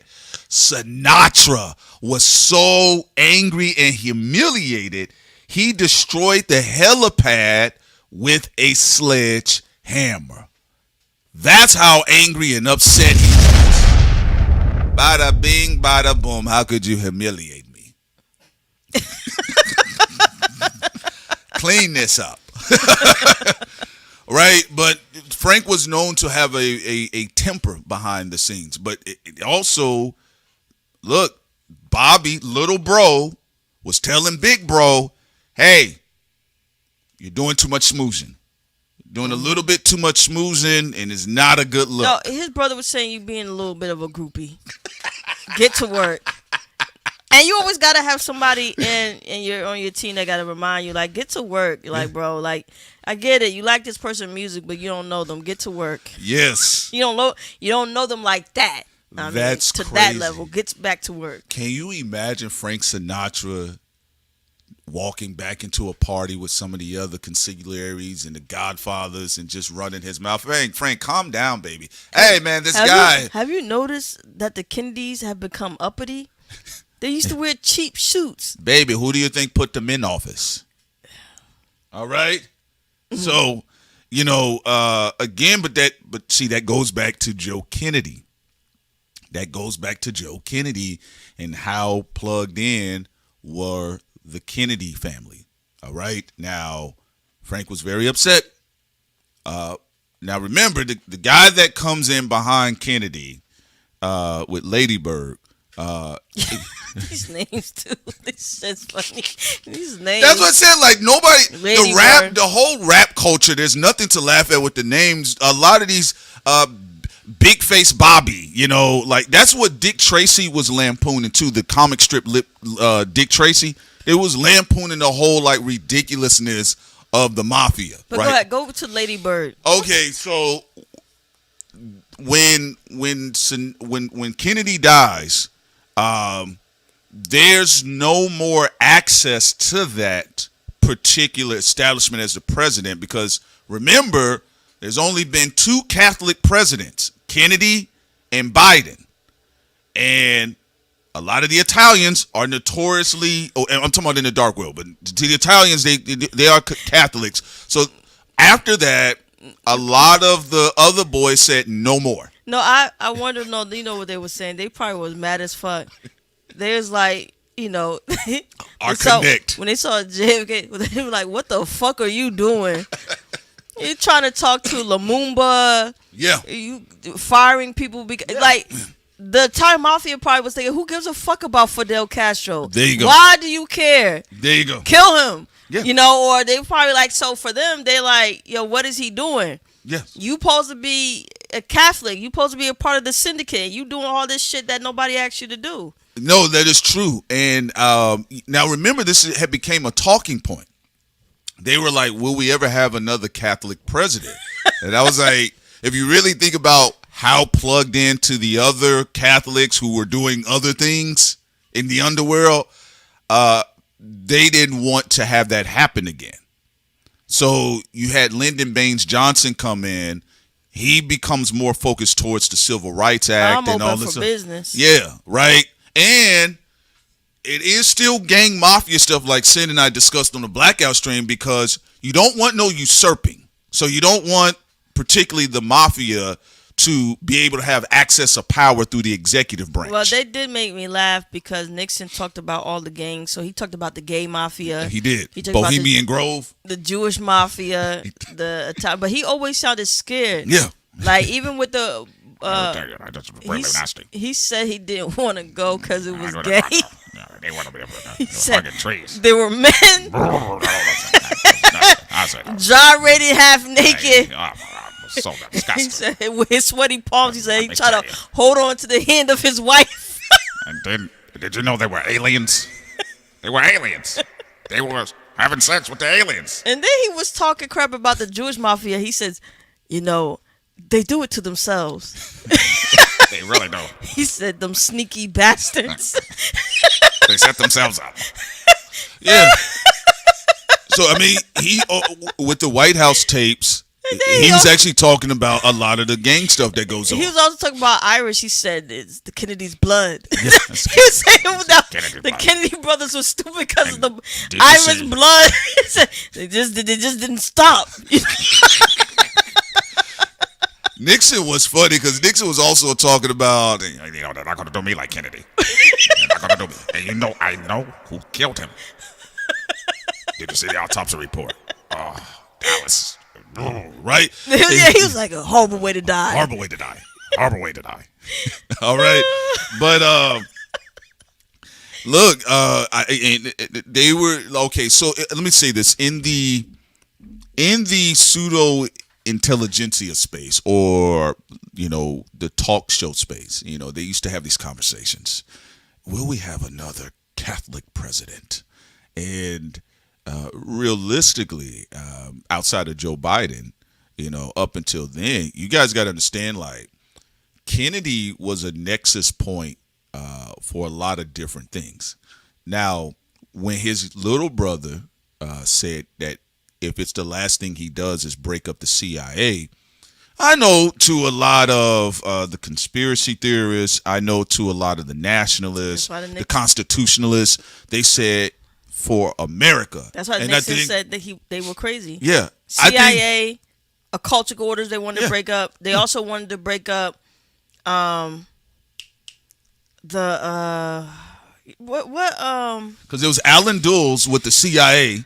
They had what was going on with international affairs because you had the Lumumba incident. And then was the other thing? What was the thing that Ron Paul be crying about all the time?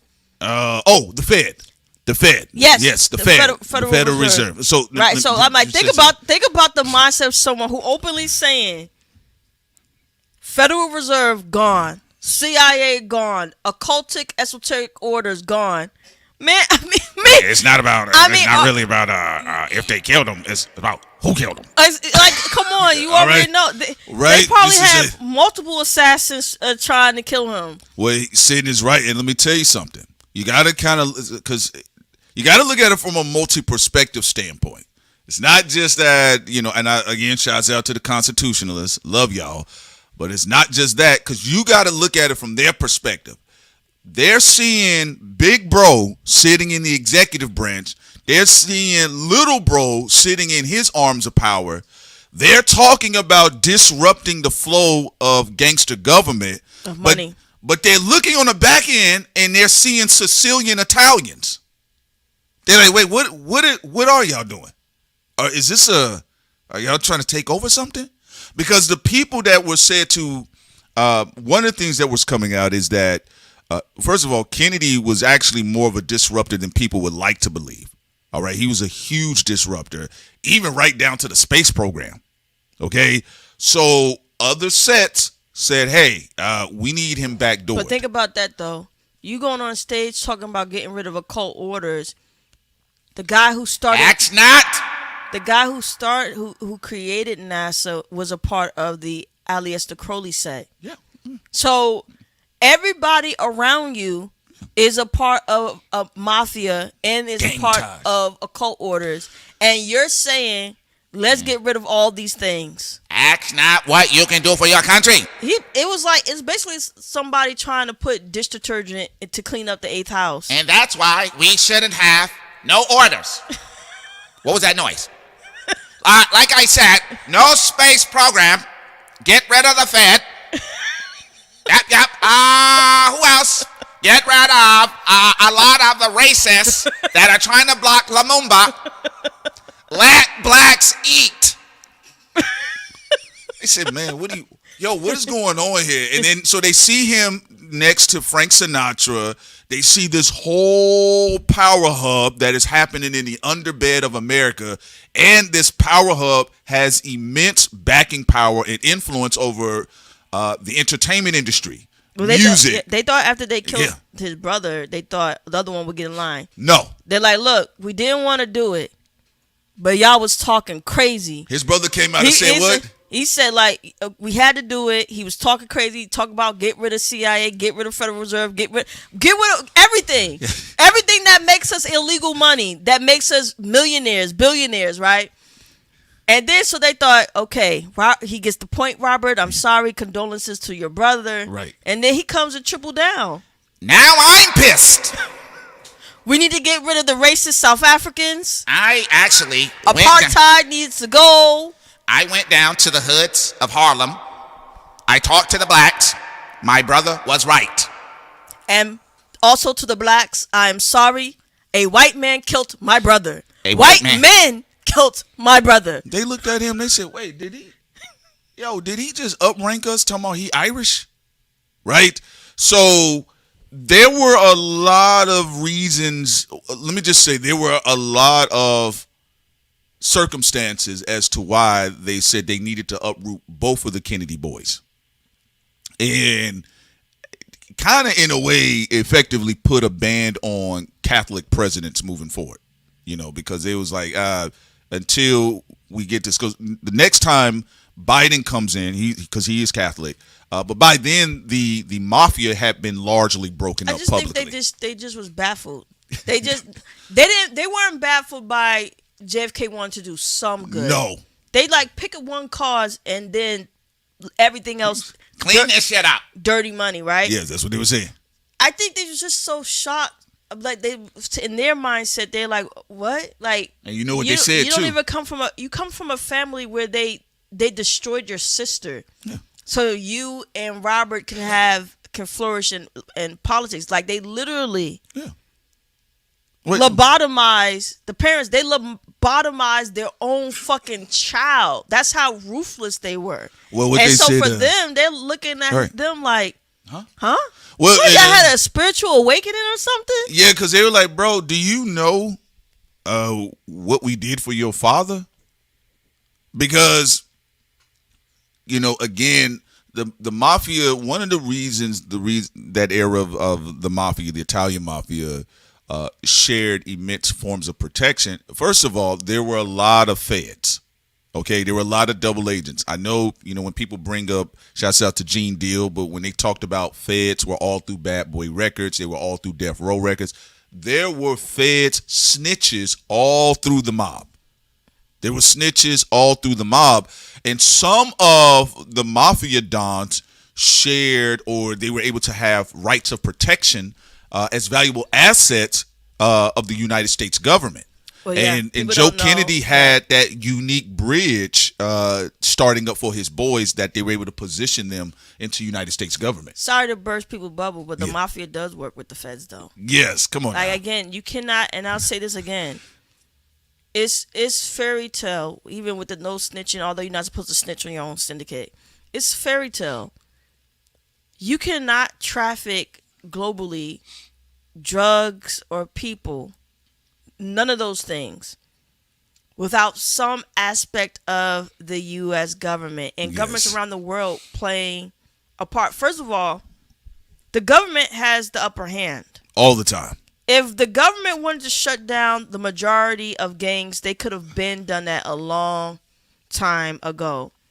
They don't do it because they work with it. That's why you rarely ever see a gang completely disappear. They never do. Now, transform, like what we talked about in our Blackout stream with Giuliani. He was like, if you was too out there, butchery, too loud and violent, you was going to get arrested. And I don't care if you are a Italian mafia. He did clean up the ones who didn't want to button up. So the ones who didn't want to button up, again, remember, this is not about preserving people, because he didn't care about saving everybody and all that, because people are still going to get trafficked. Yes. His whole point was, if you are a butcher, if you doing too much, if you sloppy, if you all over the place, if you don't button up, you go into jail, and that's going to preserve the people in the mafia who are more organized, because they want to get rid of that gangs of New York shit. Like, just dirty, stinky, out on the streets, killing people all recklessly, drive, all that stuff. Yeah. People getting chopped up. Mm-hmm. They wanted to get rid of that to show some type of civility.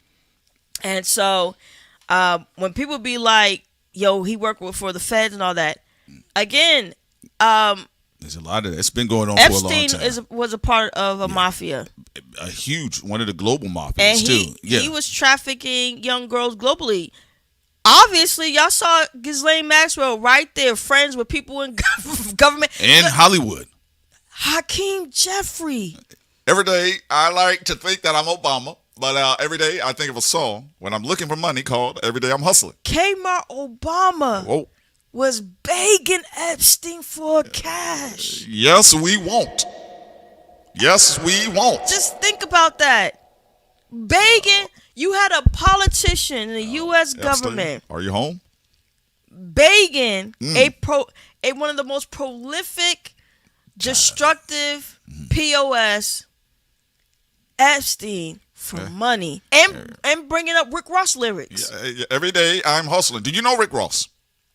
That's the real Rick Ross. That's why when people ask victims, why don't you just do this? I'm gonna just say this. First of all, we got to stop asking stupid questions.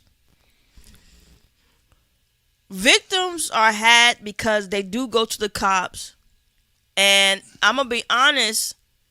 When you're going up against people at the height of their mafia power, whether you're talking about any of these actors, actresses, or music execs or whatever, you go to the cops, there's no guarantee you're going to get help because a lot of the cops are paid off. You may actually die sooner. Well, the other and side I'm not of saying it all the time, but look at what happened with the Epstein situation. It took decades, and I'm glad. First of all, I do want to make this clear. Shout out to all the brave people in the world who kept on it, even though their lives were at risk, because there were some journalists that were killed, allegedly. There were people who were put into the dirt, but a lot of good people kept trying, and eventually... A lot of tenacious souls. And eventually Epstein got caught, and Ghislaine as well. So just a shout out to the people who don't care, and they kept going and going and going. Yeah. But it takes a lot to take down those types of people. It takes time, too. People got to get old. They got to need heart pacers. There's a lot of things. People's livers need to give out. It's a lot that goes into it. But going back to the feds, the government. So let's talk about working for the feds. Let's talk about snitch culture, right? Because people just, they maligned it to where the rappers are, or who's street, or who's not on Clubhouse, or Thug House, whatever, right? But in 1950, Sinatra sent an associate to J. Edgar Hoover. Now, you guys know the history of Hoover. To offer his services. What do you need? Get off my back. I was in the garage. I thought I saw one of your men. I can help you. Stop following me. Right? As an informant. He offered to be an informant, perhaps to protect himself from mob rumors. This is like we brought up, this is how bad the rumors were getting, where people was like, I don't think he's just a singer. The FBI declined. One of Hoover's aides wrote, "We want nothing to do with him." That's how much on the radar, no rap, that they had Frank Sinatra. And again, a lot of stress was compounding on to Frank Sinatra because one thing I will say about the mob, when the under business or the back business starts interrupting the possibility of making money in the front business, they typically get a little angry for that era. Yeah, and to add to it, like when people talk about the hip hop police, like people think it's unique or special. No, it's not. Rappers being watched by the feds. Okay, let me just remind everybody. 2 Chainz, the feds is watching. Everybody watch the feds watch everyone. They watch everyone. What are we talking about? Yeah. Everybody is NSA. You're getting watched right now, and your data getting collected on YouTube. Like they eating popcorn with y'all right now. Yeah, no one is special. Everybody get watched by the feds, and everybody get watched by NSA. See, the feds can literally be watching a show about the feds, and they be like, "This show is good." Yeah, that's what I have people to. That's what people have to remember. It's like this show is good. It's like they almost got everything right. It's like living in China, and you just talk about celebrities in China being watched. No, everybody in China is watched. Everybody's getting watched. Everybody is being tailed in China. 2 Chainz. No one is special when it comes to that, and that's the same where it goes in the United States. Everybody's being watched. So with Frank Sinatra, just to try to get some of the rumors off of him, because it's like, hey, people are asking questions when I come off stage. I'm asking for a towel. They're saying, Frank, are you in the mob? He says, "Look, I'll try to help you guys out. I can help you out with some things." They said we want nothing to do with him, and we think he's a communist. Now, another thing is an issue is that even though people are watched by the feds, they only start to put a red flag when you get power. Yeah. So what is forms of power? Let's say if you become famous, you get notoriety, cultural influence. You start making a lot of money. That's what when it comes to the IRS, they watch it.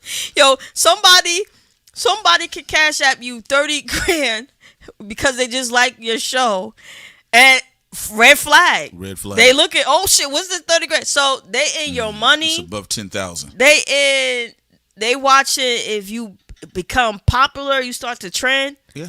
It could be anything. All of y'all favorite rappers are being watched. All of them. Actors. Yeah, all the actors. Actresses. Directors. Pop stars. R&B. It don't matter. Sex workers. Jazz. OnlyFans. It don't matter who it don't, is. man. If you got influence, watch them now. In fact, you know what was so crazy about Frank Sinatra? Frank Sinatra was monitored by the feds all the way up until his death in 1998. I want y'all to think about that because people, when we think about the feds monitored Toni Morrison, exactly. Don't care. The you feds can be watch. About peace. What's our sister name? I Am a Woman. It slips my mind right now. I can't believe it slips my mind. Y'all know who I'm talking about. Y'all can. It slips my mind. Y'all put it in the chat. By the way, I'm just having a brain fart. But anyway, but go ahead, Sin. Just to say, they monitored him all the way up to his death in 1998. They did it with Coretta Scott King. They've done it with a lot of even people that have retired. Their activism in the street, or if you've been monitored by the feds, especially in that era, 1950s, 60s, pretty much where Hoover was roaming around, and let's say you die in the 90s, you still was being monitored. But the feds Curtis Mayfield was monitored by the feds. That's why people. That's why Maya Angelou. Thank y'all very much, Maya Angelou. That's why a lot of Americans sometimes just get triggered to be angry because they know they're being watched. Bob Marley, yes. Even if you don't trigger your cultural influence or, even if you quiet and you making money behind the scenes, they still watching. They still watching. Again, you could someone could send you 20 grand. Your business doing well. You could trend. Your business. All you got to do is trend one time. Your business doing well, even without public notoriety, you're still being watched. Yeah, they have mechanisms on PayPal, your bank account, Cash App, all these things where it's a red flag. Okay, we got to look into this. What's going on here? So, because remember, they want all the money too. Yeah. So even if you're average Joe, you're not famous, not popular, but you're making money, you're doing your own thing behind the scenes, they're gonna be like, "What are you doing?" And make sure you give the money to Uncle Sam. Think about random citizens and civilians find out they're being monitored. What do you mean I'm being watched by the feds? I don't cheat on my wife. I go to work. I come home. Yeah, buddy. Yeah, no, they got a 2,000-page document on you, a dossier. Once you start hearing them saying this dossier on such and such, you're like, okay, it's over. But yeah. Also, Sojourner Truth. Yes, y'all are correct on that. Go ahead, Prince. No, he was monitored by the feds for suspicious activities all the way up until his death in 1998. Suspicious activity. Oh, I think I need to change my medication. That's why I think famous people they do a little bit of manipulation. I would say. And what do I mean by that? Yes, y'all are being watched probably more than others because you are famous, but at the same time, they make it seem like it's a unique thing. Uncle Sam wants his money from everyone. It don't matter if famous or not. And also, you could just be an activist. You saw Darren Sills. Saw what happened to him. So it could be, everybody's monitored. Whatever little bit of power you get, whether you're doing good with your business or you're trending or famous, whatever the case may be, they got their nose in your business. Yeah, they got their nose in your body. They got their nose in what you say in your mouth. They got their nose up when you online. They got their nose up when you offline. So, Well, also that's why social media is a very important technology. Because, for what social media does, the feds would never have the manpower to have this type of access. This this would have taken immense manpower to cover and find information as much. We had somebody call in when we had opened up the phone lines one time, and they said they love it. They love being able to watch all these things, right? And it's just the reality of the situation. It's not a conspiracy.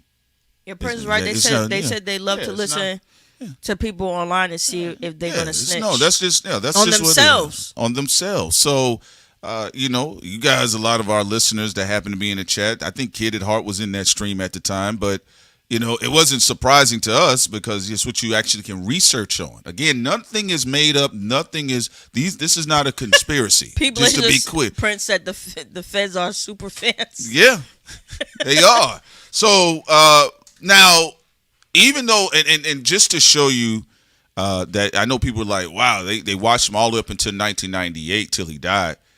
Realistically, though, you got to think about the level of power Frank Sinatra rubbed shoulders with. I get it.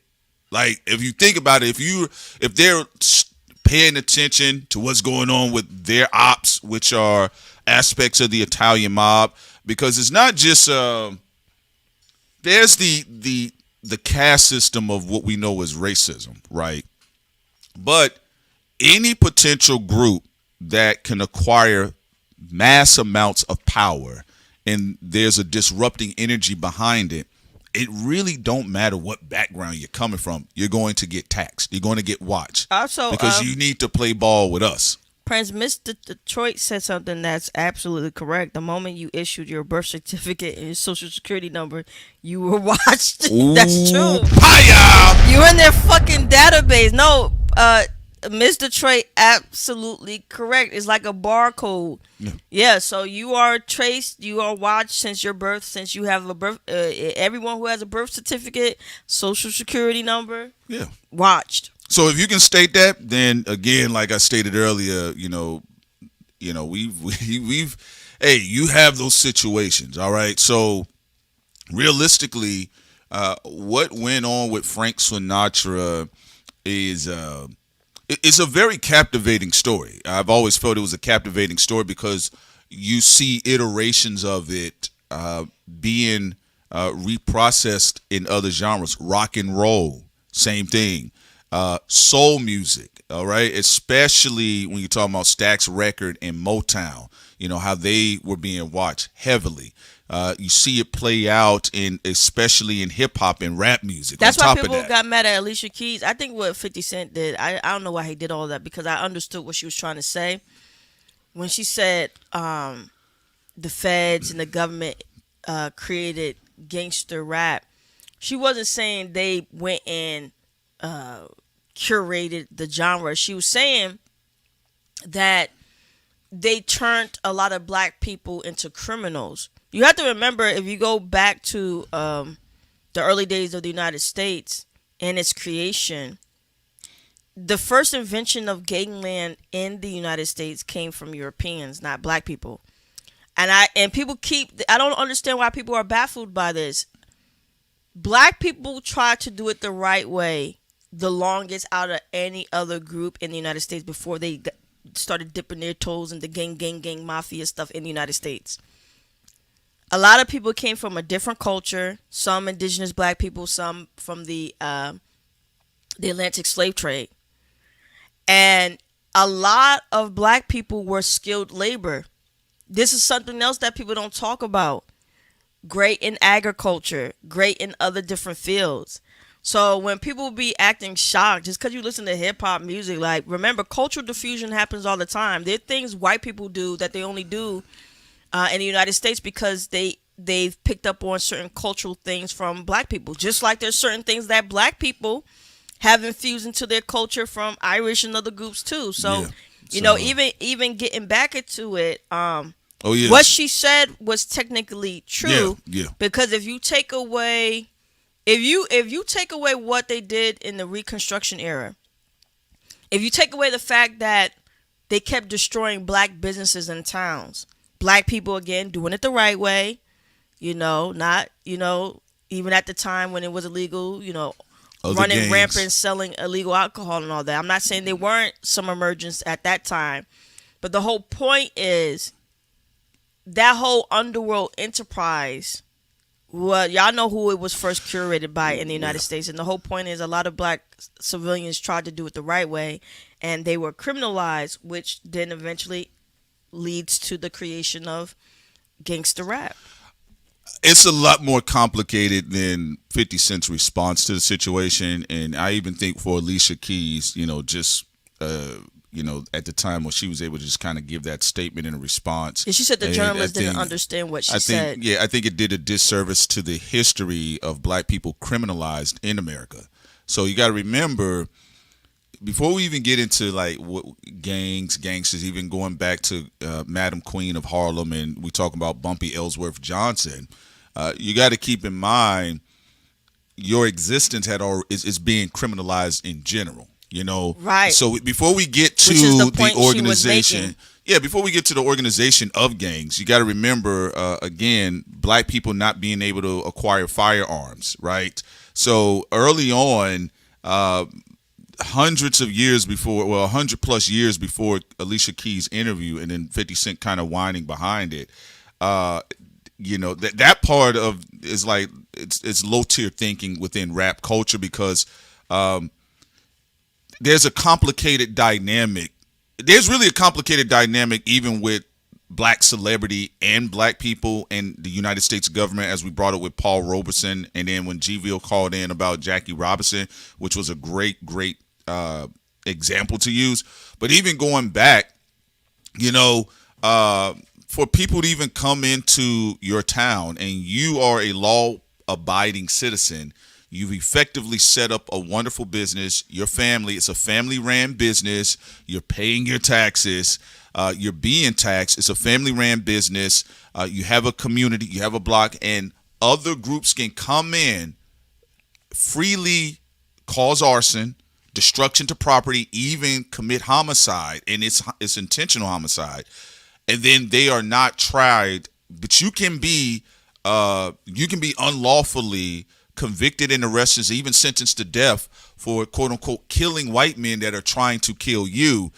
Before we even get to Bloods and Crips, and even with them, again, those groups in the 60s, a lot of times they were created as defense mechanisms to racist skinheads coming into the neighborhood and kidnapping little black girls and mothers and fathers and having them being found swinging from trees. And now they cannibalize themselves. Yeah, and now it cannibalizes it. So you got to keep in mind, black gangs in America's origin point started off initially as defense mechanisms, not offenders going into other communities to snatch property and loot. They weren't gang hoodlums, and they weren't mafias at one time. Yeah. That is cultural diffusion. Like, even when you see when Nas Escobar talks about Italian spaghetti, obviously that is not his origin culture. He's a griot. Yeah. He's a guy spoken griot. Yeah. Culturally, he plays into parts of his ancestry that's actually very old in black culture. But then, because he's from New York, what happens? Cultural diffusion. So cultural diffusion, he's into some of the stuff that the Italians do, and he infused it in his music. And also, to add to it,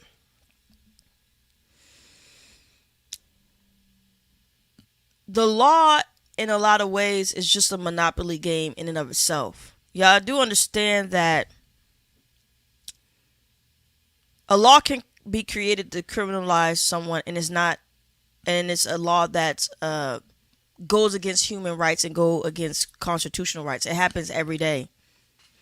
So when you have laws on the books, even like the black codes and all that, people forget laws doesn't automatically mean ethical, and it doesn't mean morality.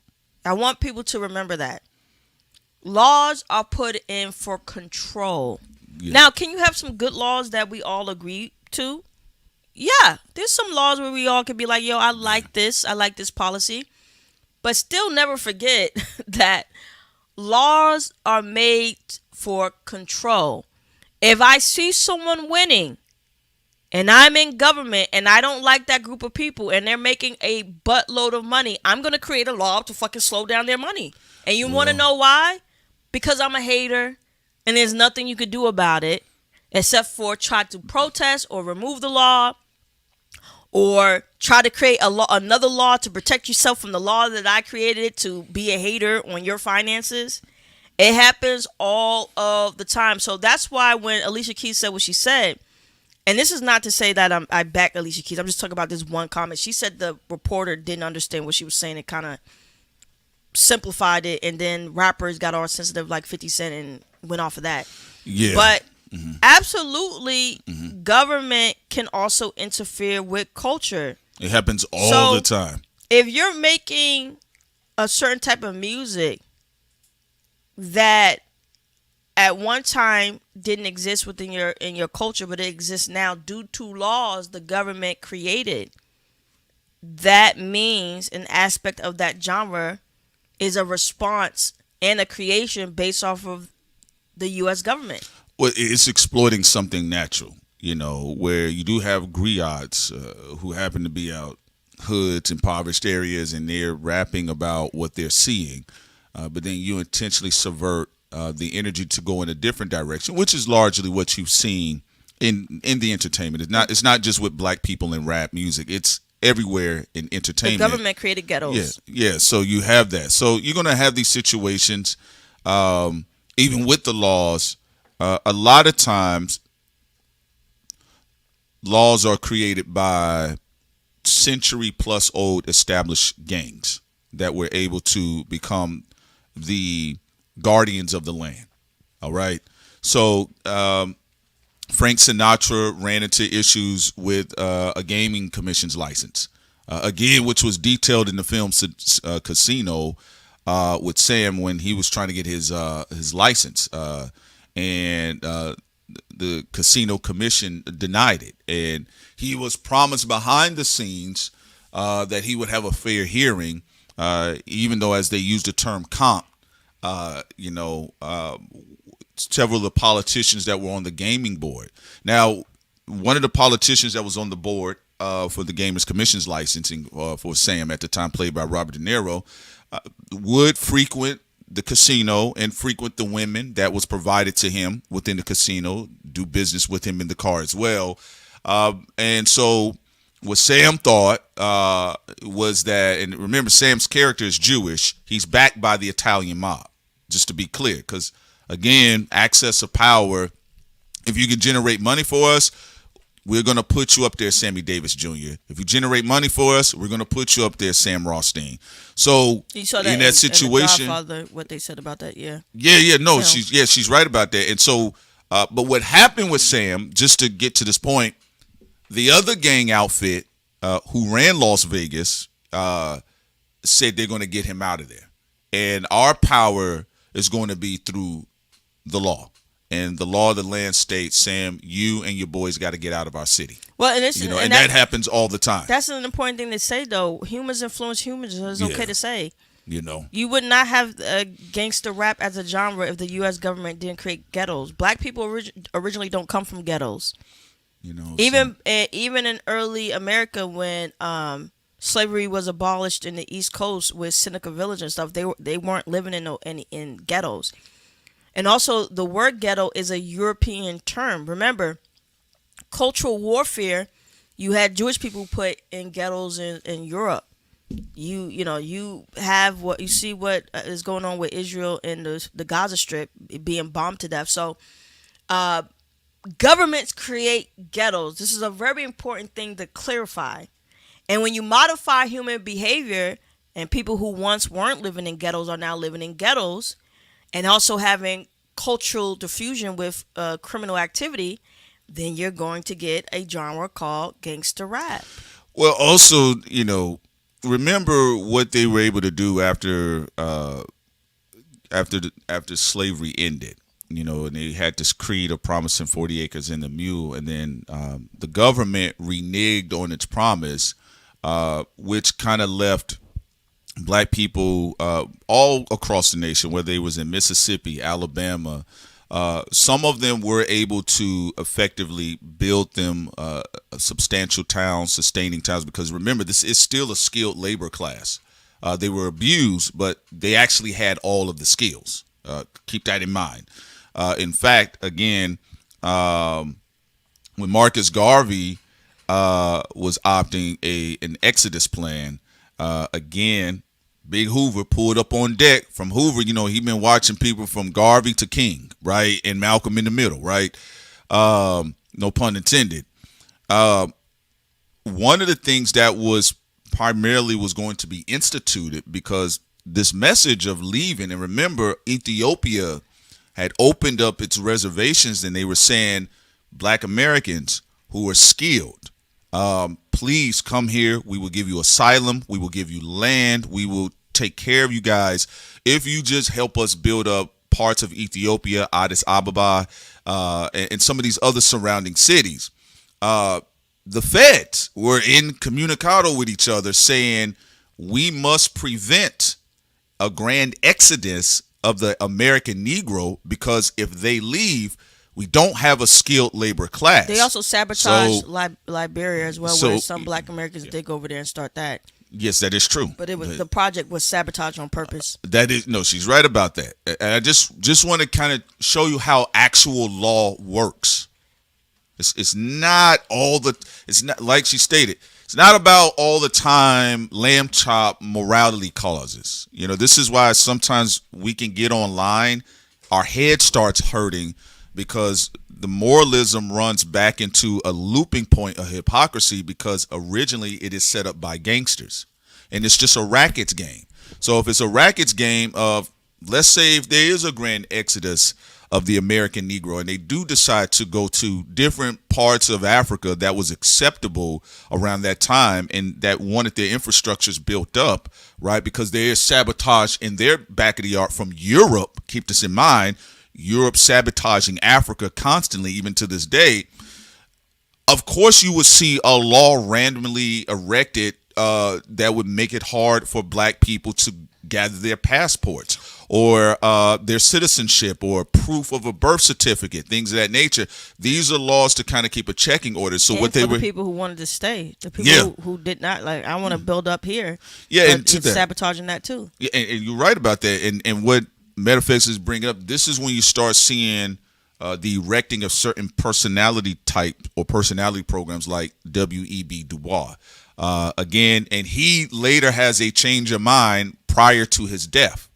So just to put this out there, if we're talking about getting to point about the gangster rap, the real tale of gangsters or gang members is the long story of constant sabotage of Black Americans when they are going in the other direction. Because remember, the whole moniker of the hustler is that if, quote unquote, the white man won't let me get it this way, I'm going to go get it the other way.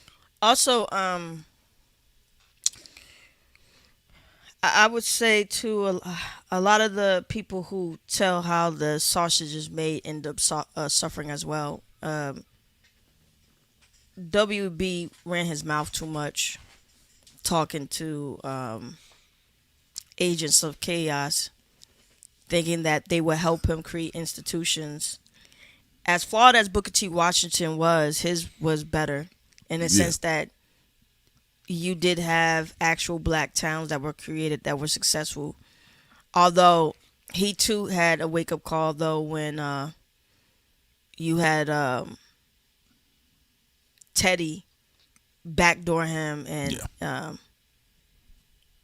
discharged a lot of Black men who were in the military because of them defending themselves when they were attacked by white men.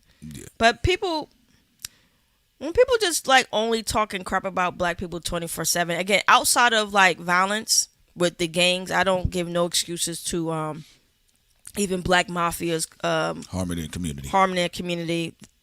You're not going to get a pass on that from me, because a lot of us come from hard communities.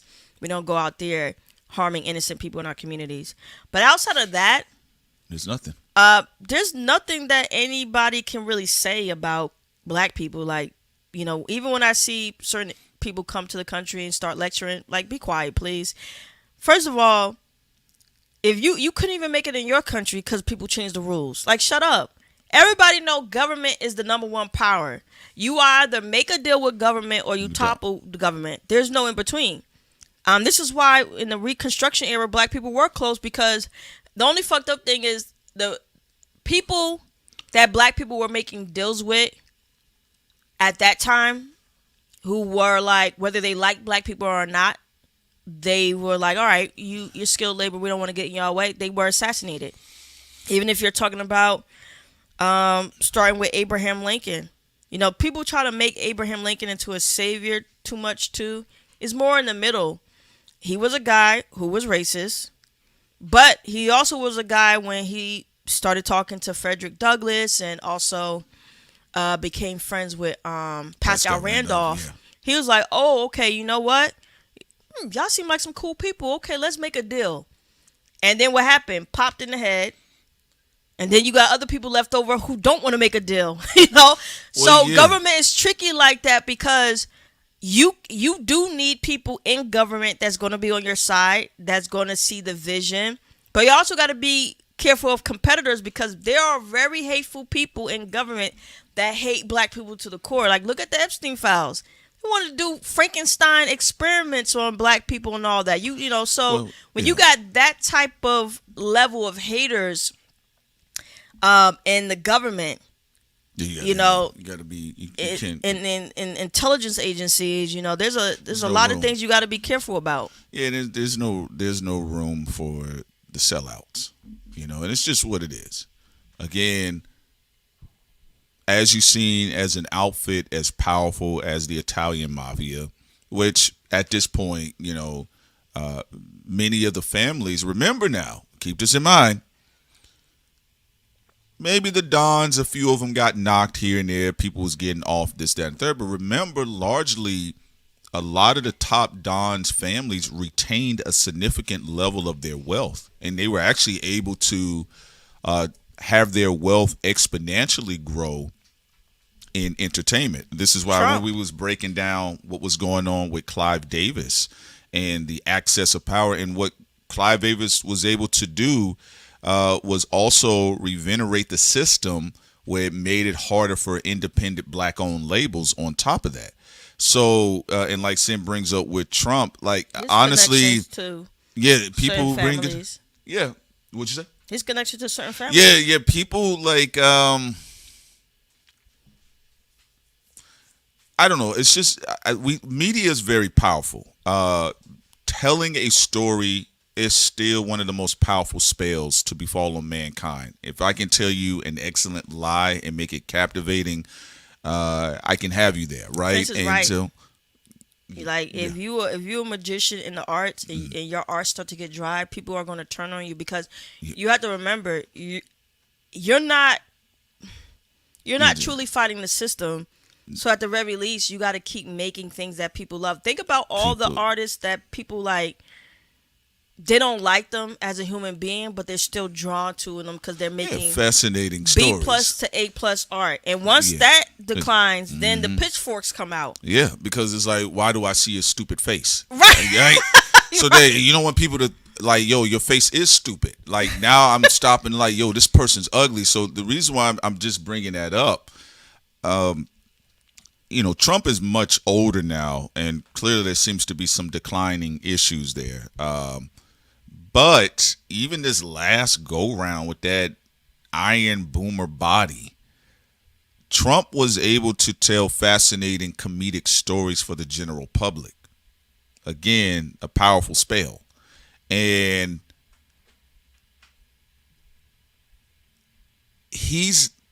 for what he's tied to and the families and what he enjoys, which is a lot of the Sinatra energy.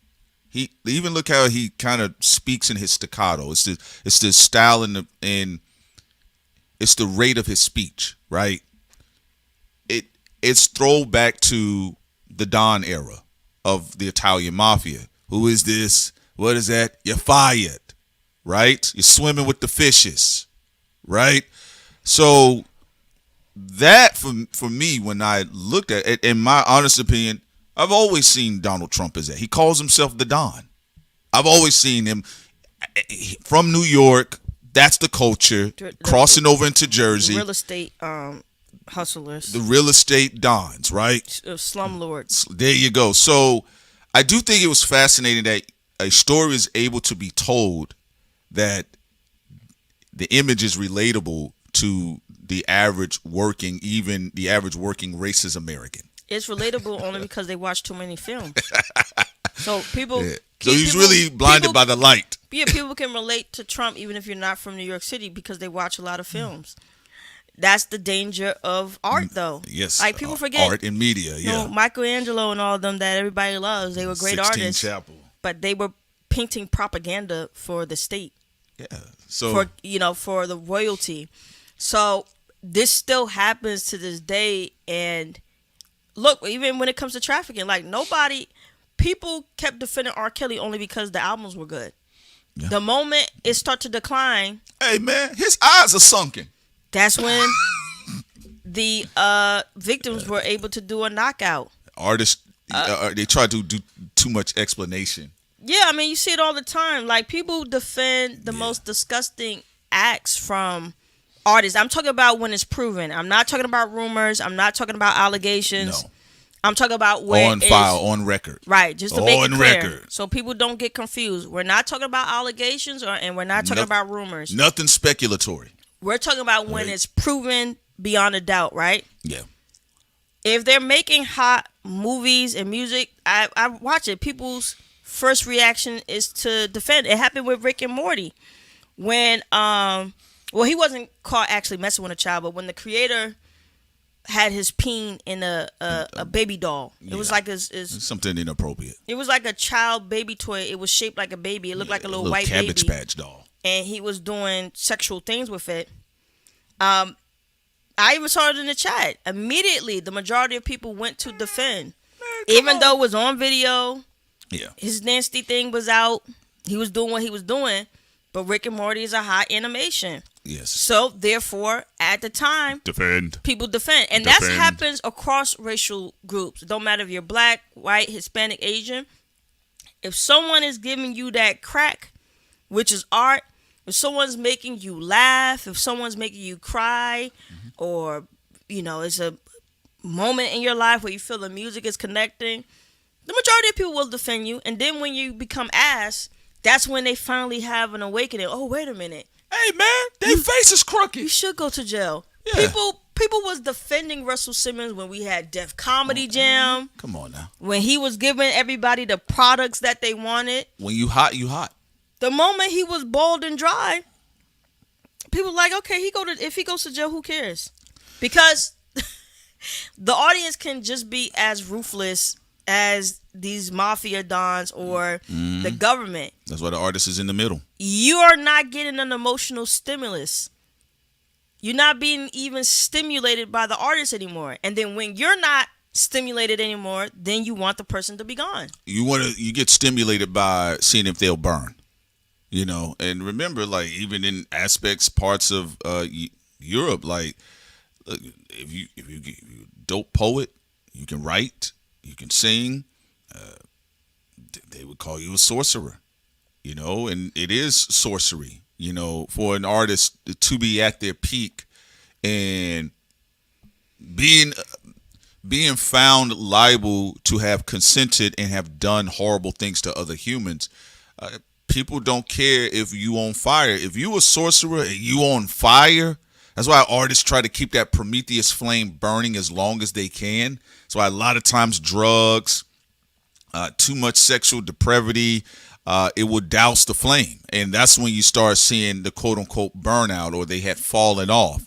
And usually the audience do give them warning shots. Hey man, there's a rumor out here on you. You got to get you up out of here. You ain't. It was like, nah, man, bro, been cool. Nah, your boy fell off. He been fell off. That's why they saying this about him. And when you fall off, them sharks, dun dun dun. You hear that? You hear that sound from dun dun from dun, Jaws. That's what even when because you become the content. Yeah. Even when we saw the Lifetime series, the R. Kelly series. Praise our Donna, Donna. Donna. And it's not just Kevin Spacey too. Yep. Donna. Yeah.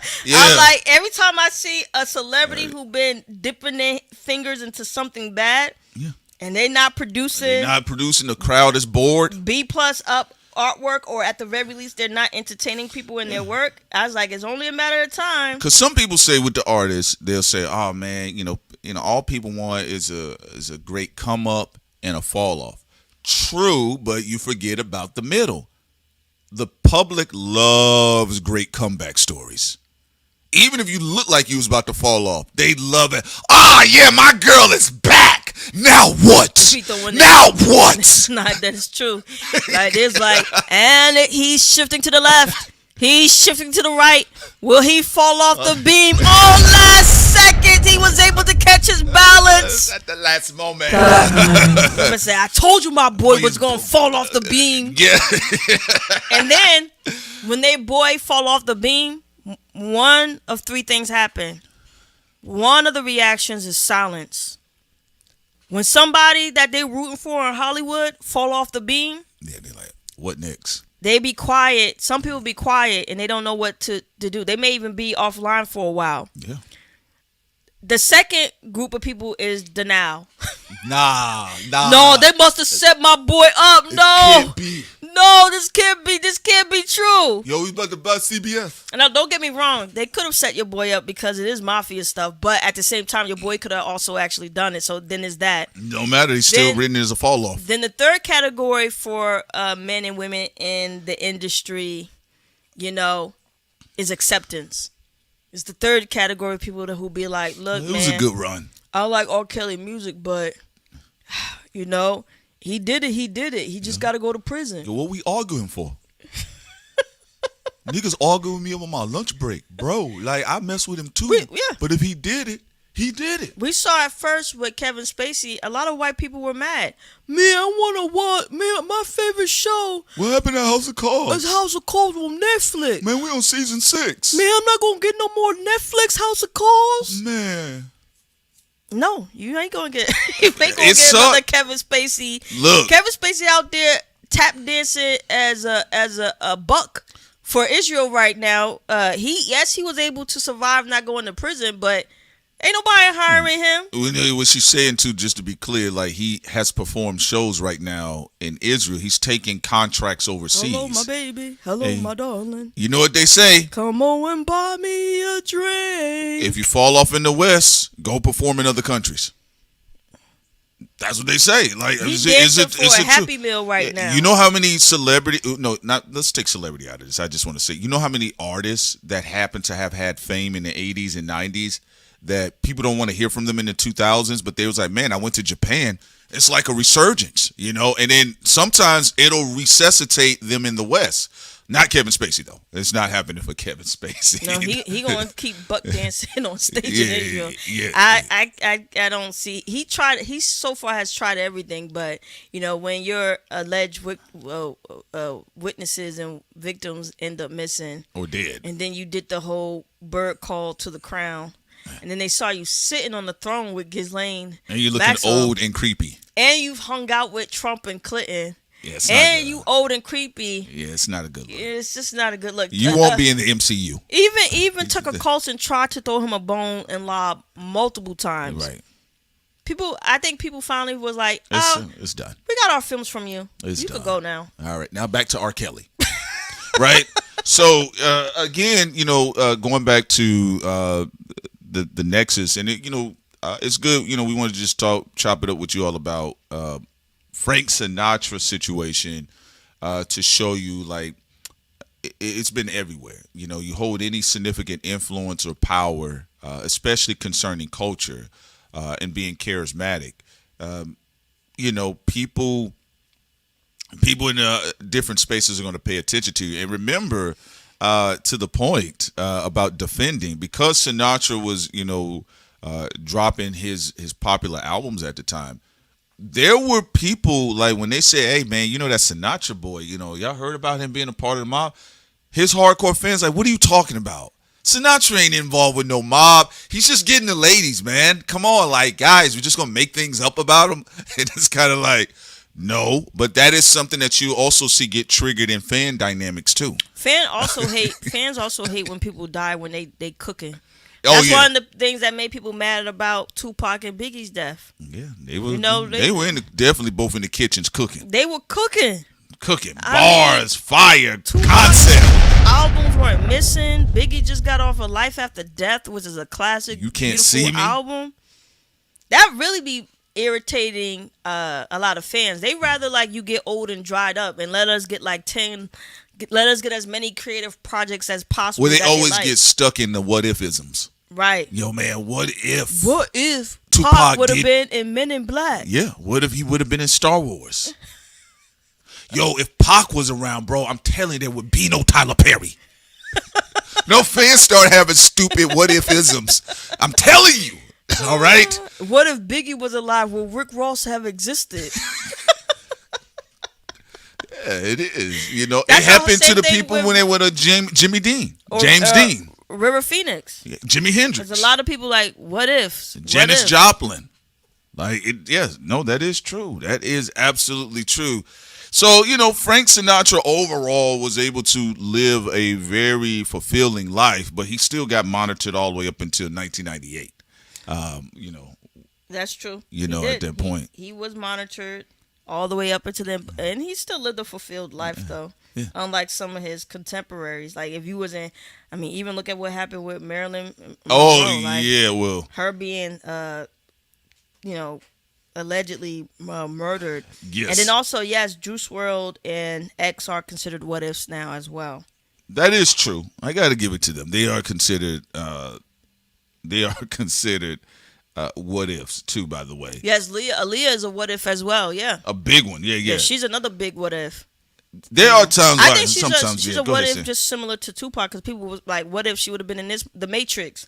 What if she would have been here and there? And you right, Sid, and don't have them to die behind a hot property, because like Leah died in the middle of that hot album, Leah, the self-titled album. Yeah. You know, we need a resolution, right? And because the industry is filled with mafias, people become paranoid. Who killed them? Why was they? I get so tired of people getting upset when people ask that question. That's a legit question. We gotta investigate this. That's a legit question, y'all. People start opening up their books now. Let's see. Was she in trouble with the mafia? Okay, it doesn't seem like it. Okay, what is this? Did it have something to do with her uncle? I don't know about that. Let's keep. What about this? Did it have one of the ones they like to really bring up is Jay-Z? Did Jay-Z have something? Because you know Dame Dash, she be trying to insinuate that. So they keep looking and looking and looking, and that happens for all of them. Like if you die early, people going to keep digging to figure out why, you know, because you know, and also it's because it's Hollywood. So again, Hollywood is connected to different type of mafia and syndicates. So people gonna, you know, no, she's right about that. Also, CRIMEZ Steffens. Go ahead, Prince. No, like listen, yeah, even if you had a moment where you spoke out against something publicly concerning like the government, you could die at 99 and somebody say, yo, I think they killed him. Aha. They killed him. It's because they spoke out here. Yeah, in 1922. All right. But yeah, no, even with Marilyn Monroe, one of the things that Sinatra and Monroe kind of shared at the height of their careers, it did kind of expose the mafia in a different way. And even Marilyn Monroe's rise to stardom, because who her suitors were, it kind of put people on blast. Happy birthday. Happy birthday. Yeah. That's what I'm saying, yo.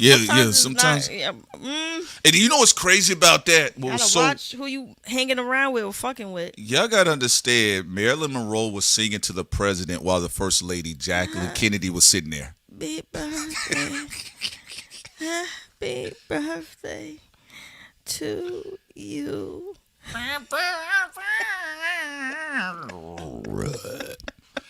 But yes, that was, and again, this is kind of like what we brought up with the drug-ola, payola scenario that went on with Clive Davis as well. So, you know, the outfitters of the industry, like when something happened, it was reasonable for people to say, yo, who killed this person? It was fun while it lasted, though, online, though, because before, for years now, people can have fun online and talk about a lot of the conspiracies that have been here before a lot of us was born. But now, the mafias and industry people have caught on, and now their big heads are all up online now. Especially, with Jay-Z, he's especially online now because of the Tony Bugsby. Oh, yeah. Although he's winning right now against Tony Bugsby, by the way. Busby don't have no hair. But also because Pluto is an Aquarius now, so now Mafia people, they just like all online. They talking too much. Must be a transit, damn it. So Mafia people are online in the music industry, movie industry. Call them porks like the pig that they are. They might as well be in a ham sandwich. So people getting sued left and right. You see Bloods, Crips, Hispanic gangs, Jewish gangs, Italian gangs, old Italian dudes, 70 years old, yapping online on the internet. About Jesus and what he was really like. And because Pluto and Aquarius is just going to get worse. So it's going to be more Mafia people online trying to tell people what to say and do on the internet, Well, it's not to say they weren't online before, but now, if y'all can see the difference with Pluto and Aquarius, like, they're very much so online. Well, you're going to have a lot, including CIA agents. Like, every day, a new CIA agent pops up on a podcast. Like, damn.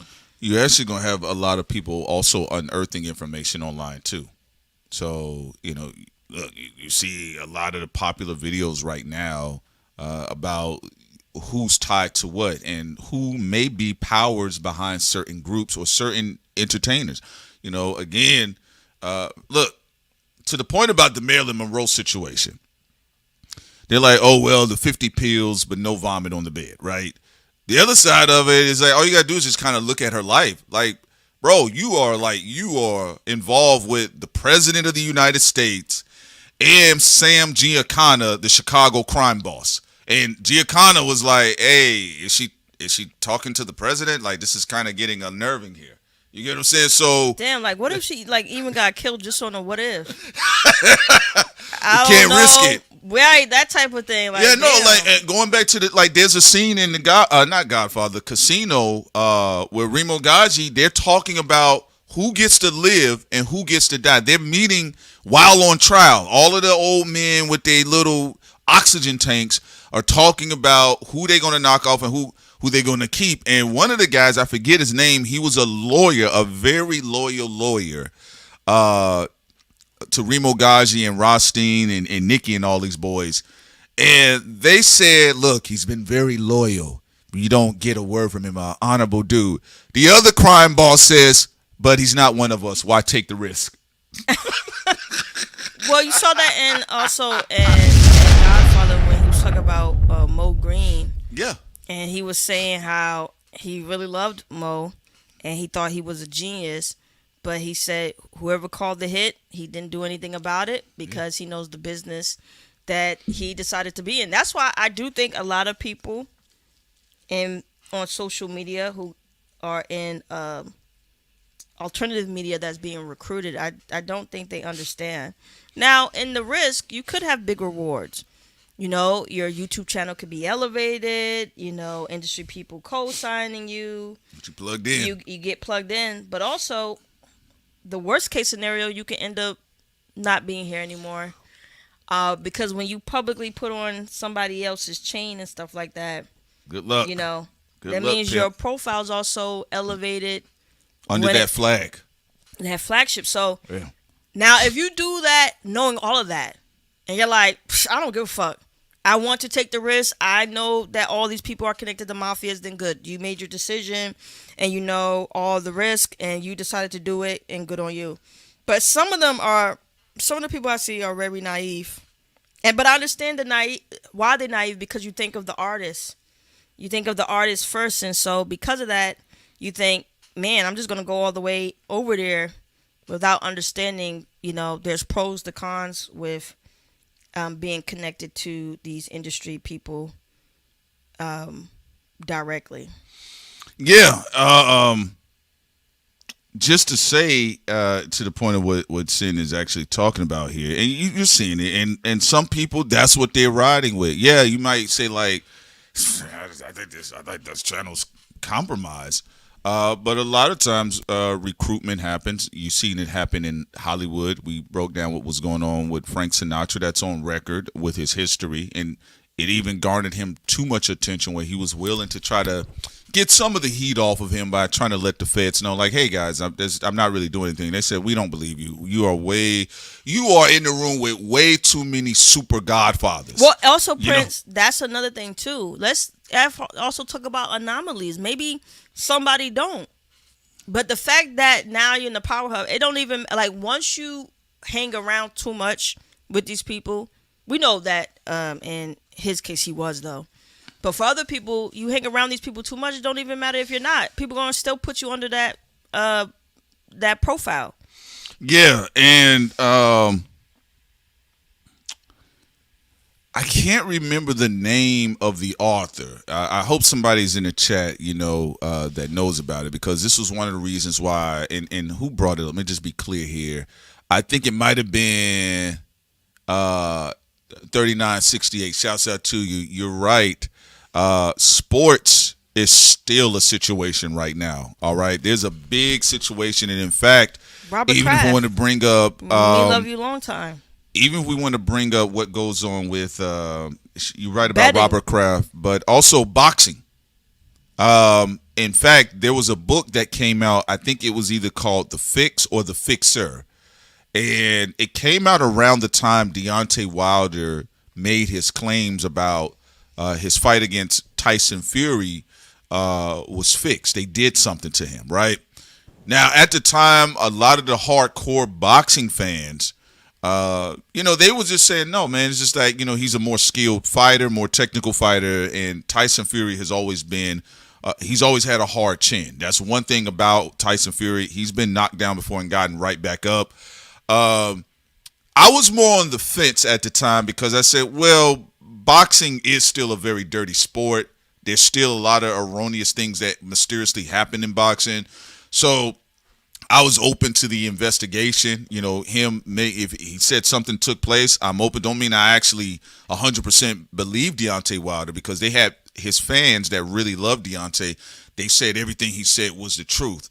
I just said, when they asked us in the chat, I said, there's a possibility. I mean, there is a history of the mafia being tied to boxing. There's a history of boxers mysteriously dying with syringes in their arm, or them having heart attacks in the ring. And mafias it's like it's not that far off. They're associated with all sports. It's just some sports have more leg room than others. You're not going to see a mafia boss try to break, Paige Buckner or Angel Reese's legs or anything like that. No. But all sports have the whole betting system that takes place. The mafias are connected to all of them. It's just some of them, is a more relaxed, indirect, hands-off policy, and then some of them is hands-on. Like what Prince said, boxing has been one of the most hands-on type of sports that existed, where mafia is all the way directly dipped into that one. Fixing fights and all that, like it's a constant thing. Yeah, and some people was getting at me. It was like, yo, P, I know you don't believe that crazy cockamamie theory of his. I says, look, if you know the history of boxing, if a boxer makes a claim like that, especially with his high profile and Tyson Fury's high elevated profile, I am at the very least going to take a look into it. He could be lying. Yeah. But, like what Prince said, because it's just the history of boxing, you always just got to double check. I mean, it's not lamb chops. It's like, yeah, so, there's been rumors concerning, like, for instance, it was always been rumored that Sonny Liston had been killed by the mafia. So again, these were some of the people that Frank Sinatra was just rubbing shoulders with. Now, where Frank does get into trouble is his public stance about black citizens, black Americans, the influence that also Sammy Davis Jr. did have on Frank Sinatra. There's things Sammy was to be criticized about, but there's also he did use his influence on Frank Sinatra to try to move at the least in a different direction for certain black entertainers behind the scenes. Some people were gonna be like, "What was he supposed to do?" You know, if he has a good relationship with murderers and set up kings and queens, I mean, good on him and his chart. But not everybody has that. You know, again, even being in that world is just a gamble. Yeah. You know, there are a lot of people who get set up by different syndicates and that. And if you have little underworld demons that like you to even a little bit, you know, consider that a blessing. But I would say most people should definitely never be taking any gambles when it comes to the mafia, unless you are 100% okay with whatever the consequences are going to be with directly dealing with those people in a more intimate way. And I mean, in a more intimate way is dealing with people who live in a life of crime. Yeah, and to the point, to add on what you're saying here, going back to Las Vegas, keep in mind, Sonny Liston was found dead in Las Vegas around that time, and they've had investigative journalists talking to the family and saying, you know, what they said is that he had died from a hot dose, but also that was a convenient means of murdering somebody too, is that they shot themselves up with a hot dose. That's why in this era, where you're hearing about rappers dying with fentanyl-laced drugs, not all the time it's necessarily by accident. You know, hits are hits, like they say with the mafia. And so you've seen these conversations come up, but that is also how entrenched they have been involved with sports and entertainment, you know, and you've had fixers come out and speak out, the fixers that came out concerning the 90s as well. You've seen those conversations around with the superstars of the NBA around that time about those fixers too. And it's hard to find a white knight in the underworld. It really is. And I mean, someone who has vision and patience, understand the duality of balance in light and dark. It's damn near impossible to find anybody who's truly balanced in that area. Like even in hip hop, you know, Suge and the rest of them all had a head start in certain ways, and they fumbled that because a lot of those people they're just too fixated with bullying tactics and violence. I'm talking about when it's not necessary.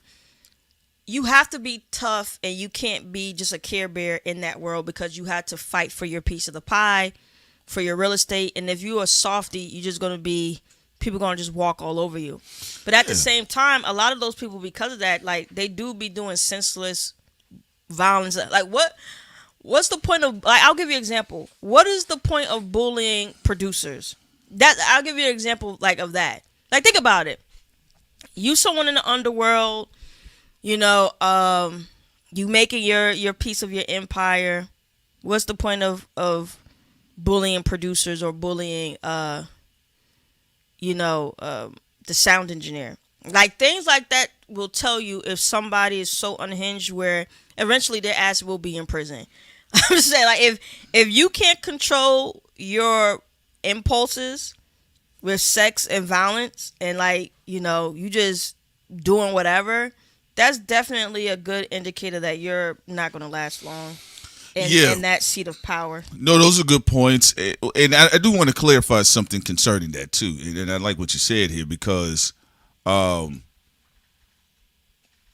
only thing I can say from observation is that there seems to be one set that just simply understands the act of making money, which can literally be of no use if there's no real power behind it, because you can make $300 million like what took place with Death Row Records in 96, but you don't really have no political power to protect you from keeping you out of certain situations if the money fluctuate. This is actually the opposite of what you typically saw with the you absolutely said government subsidies. Yeah, but that's understanding power first, then the money. Because right? X is not making money. It ain't making no money. X is not making no fucking money. That ain't making no. Elon Musk is only he's winning because of his relationship. Keep discounted. Them memberships are $2 for $1. No, wait. Right? Well, they keep getting lower and lower and lower. X all right. was like when he first got X, he was feeling himself. He was like $20 if you want to protect your identity or people from stealing or spamming and all that. So and also we got a $50 tier, $100 tier. That shit got slashed down to $3. So he ain't making no money with that. It ain't making no real money, but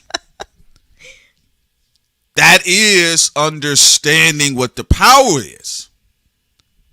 The rap, hip hop, gangster culture, they don't understand it.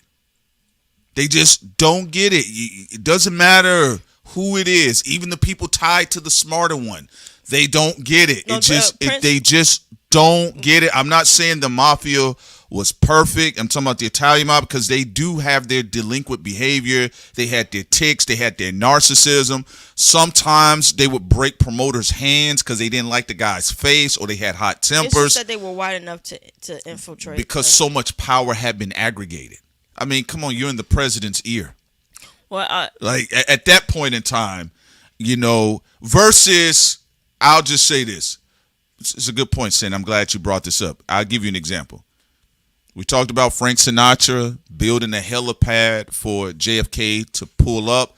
JFK's little bro said, "Hey, dude, what the fuck are you doing? Right? Chill out." Right? He said, "You know what, little brother? You're right. I'm going to go over to Bing Crosby. He's much boring." Right? Bing Crosby was boring. But anyway. In fact, every time you say his name, I almost fall asleep. I do. Since eyelids they slow down. There's certain people that if Prince say their name, it will make me, and I'm not even trying to just joke, I fall asleep. Like Jack Harlow is one. Ben is another. And there was somebody else. Oh, the comedian. Rob Schneider, yeah. Those man, that's good night quill, right? So just kind of focus it on this a little bit, like just putting this out here for y'all to see about power versus the money, right? Sinatra built them a helipad. The president's come over. The brother says no. He breaks the helipad up and he gets angry about it. Fine, moving on forward. But the energy of that having to be an invite situation, right? They gave you on the veneer, the face of it. That's what they were kind of trying to allude to Obama and Jay-Z. And Jay-Z kind of, when he said, I got Obama on the celly, but the hip-hop culture kind of misses the point of power. Like, there's money there, there's the influence, but like the power to not be in certain situations is just never there. I think some of them do try though, but they do have a rigged system against them, and then they also a lot of haters who are black in that industry who are snitching, and they'll tear down another black person because they want to take their pie and go shake Jewish mafia, Italian mafia people hand, and so on and so forth. A person who got close was Ye. You got to remember, most people in that industry don't have a product that the public wants to buy. Again, look at X. It's not making any money. It's actually causing stress for a lot of people.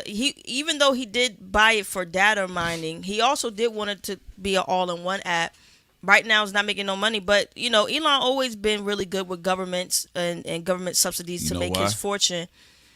Go ahead. Oh, just to say that that follows the pattern of his father, how his father was moving in South Africa. Right. They're squatting on other people's stuff. With Ye, he was close because, Ye comes from a visual performing arts background. Shout out to all the people out there who were kids of the performing arts. So him, Virgil, and others, they were able to make the product of Yeezy. And let's keep it a buck. A lot of the things that Ye created, there was fever for it and for the general public. His shoes was like selling fucking crazy. But with Ye, what made him implode is the fact he knew he had a successful brand. He knows he could sell, but Ye was mad because them families and them gang orders they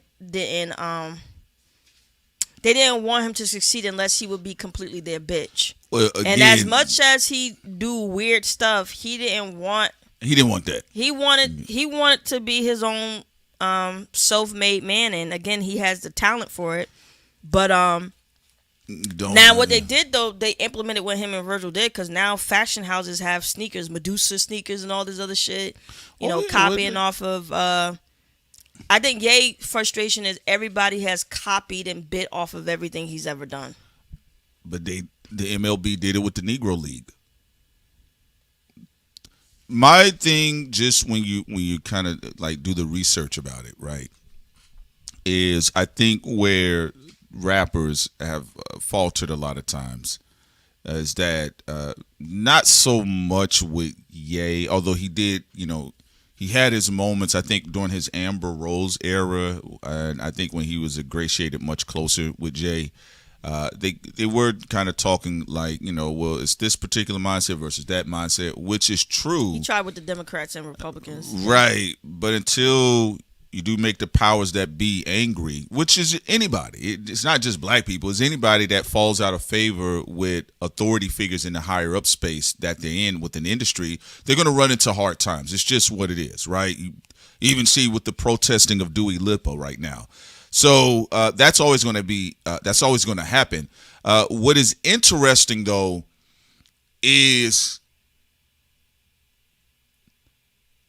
you're on somebody else's turf that they've had multiple generations of patriarchs that have set up institutions that this is our thing. But they right? said some of these people set up institutions on other people's turfs. That's why it's a revolving door. Some of the people who are trying to get into but some of this shit come from my culture, or some of this shit comes from my town. But it has to have. But you got to have power. It's not about you ninnying people saying like, "Oh, well, we started this." That's cool. Like even people that own your land, they know you started it. That's why they taking it. No, but I'm saying that's the point of the frustration. The point is you're being arrogant and you're acting like you the shit, but you just took my stuff, you stole it. Then when I try to compete to some degree, in a more upright, consistent way, like Ye made an actual product. He wasn't just living off of government subsidies, right? He wasn't just only doing underworld things. He actually curated, drew, was a part of creating a product that wasn't, crack or anything like that, selling drugs. A legitimate product that everybody was messing with. And still you got kicked out of the paint too with the people who you're competing with. And some of their products are not as good, or let's keep it a buck. Some of them are just staying afloat with their product because they're doing like Elon type stuff. Well, just to say this, unfortunately for Ye, at the time when he was a part of his own Negro Trilateral Commission, unfortunately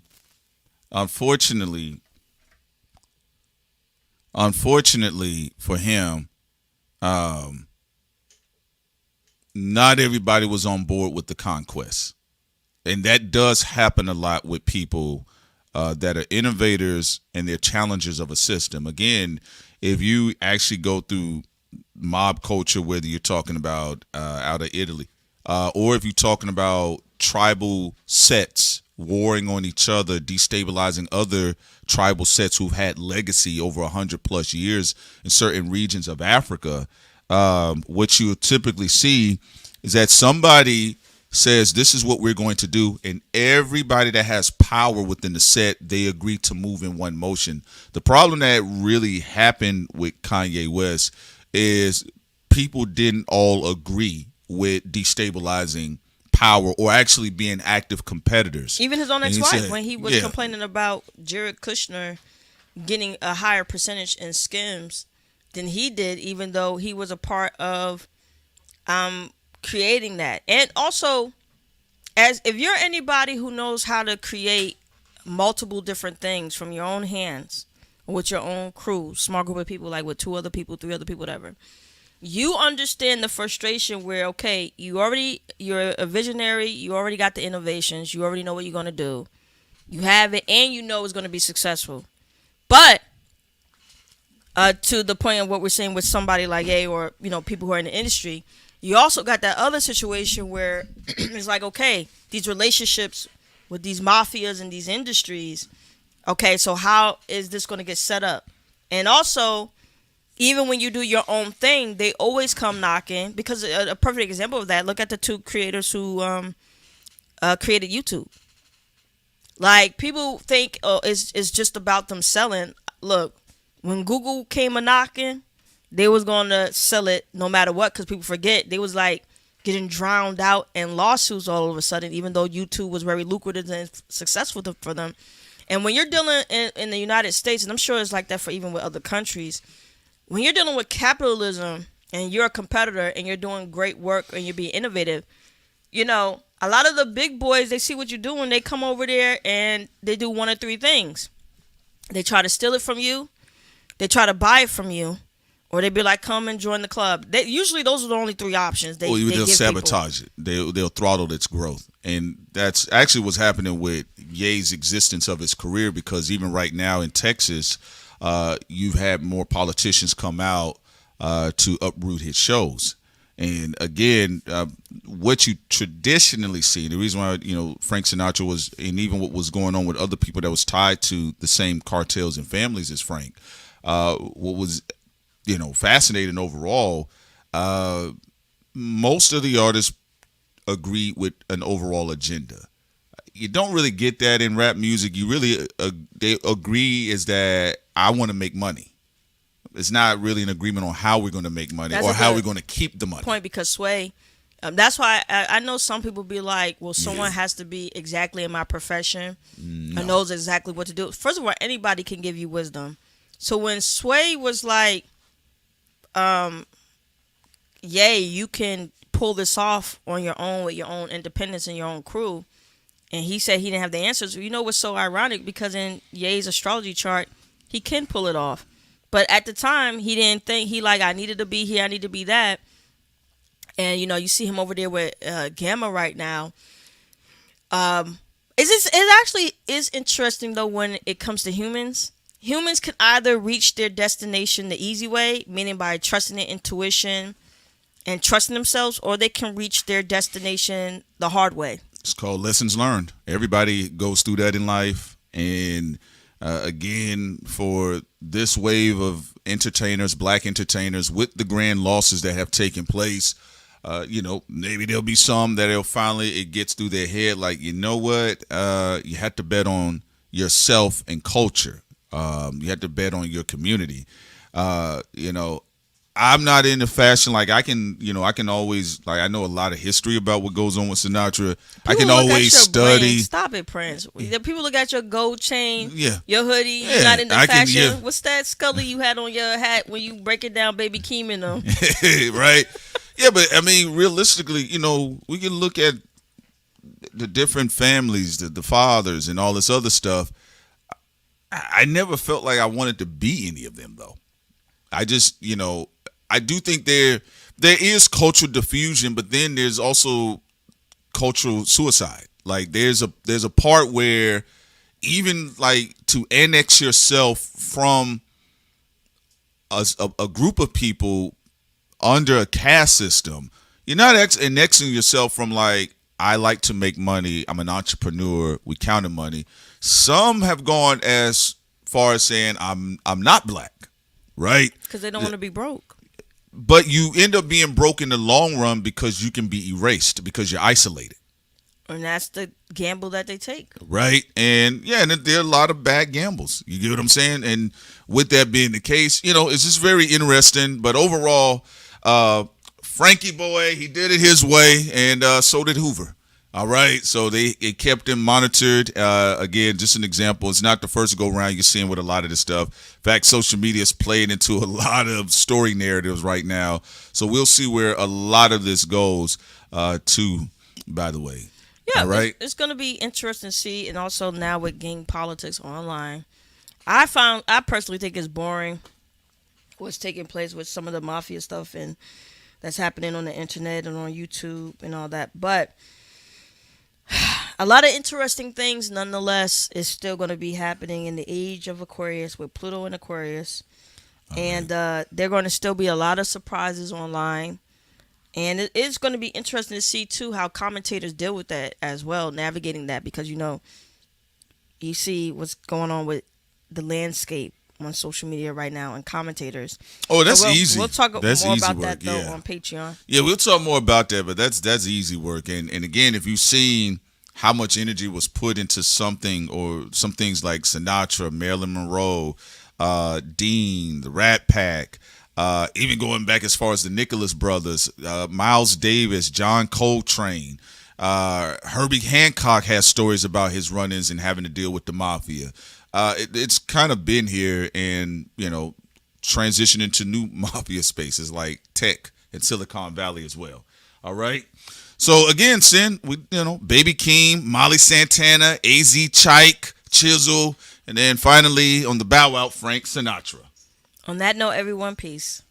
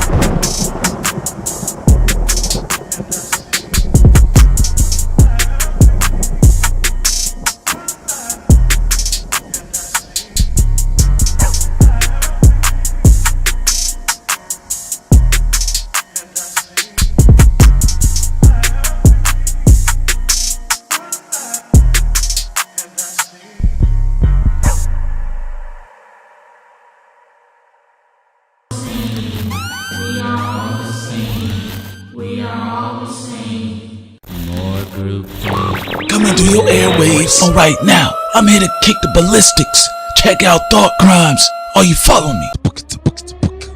Coming through your airways. Coming through your airways. You ain't gonna get me with that one. Bull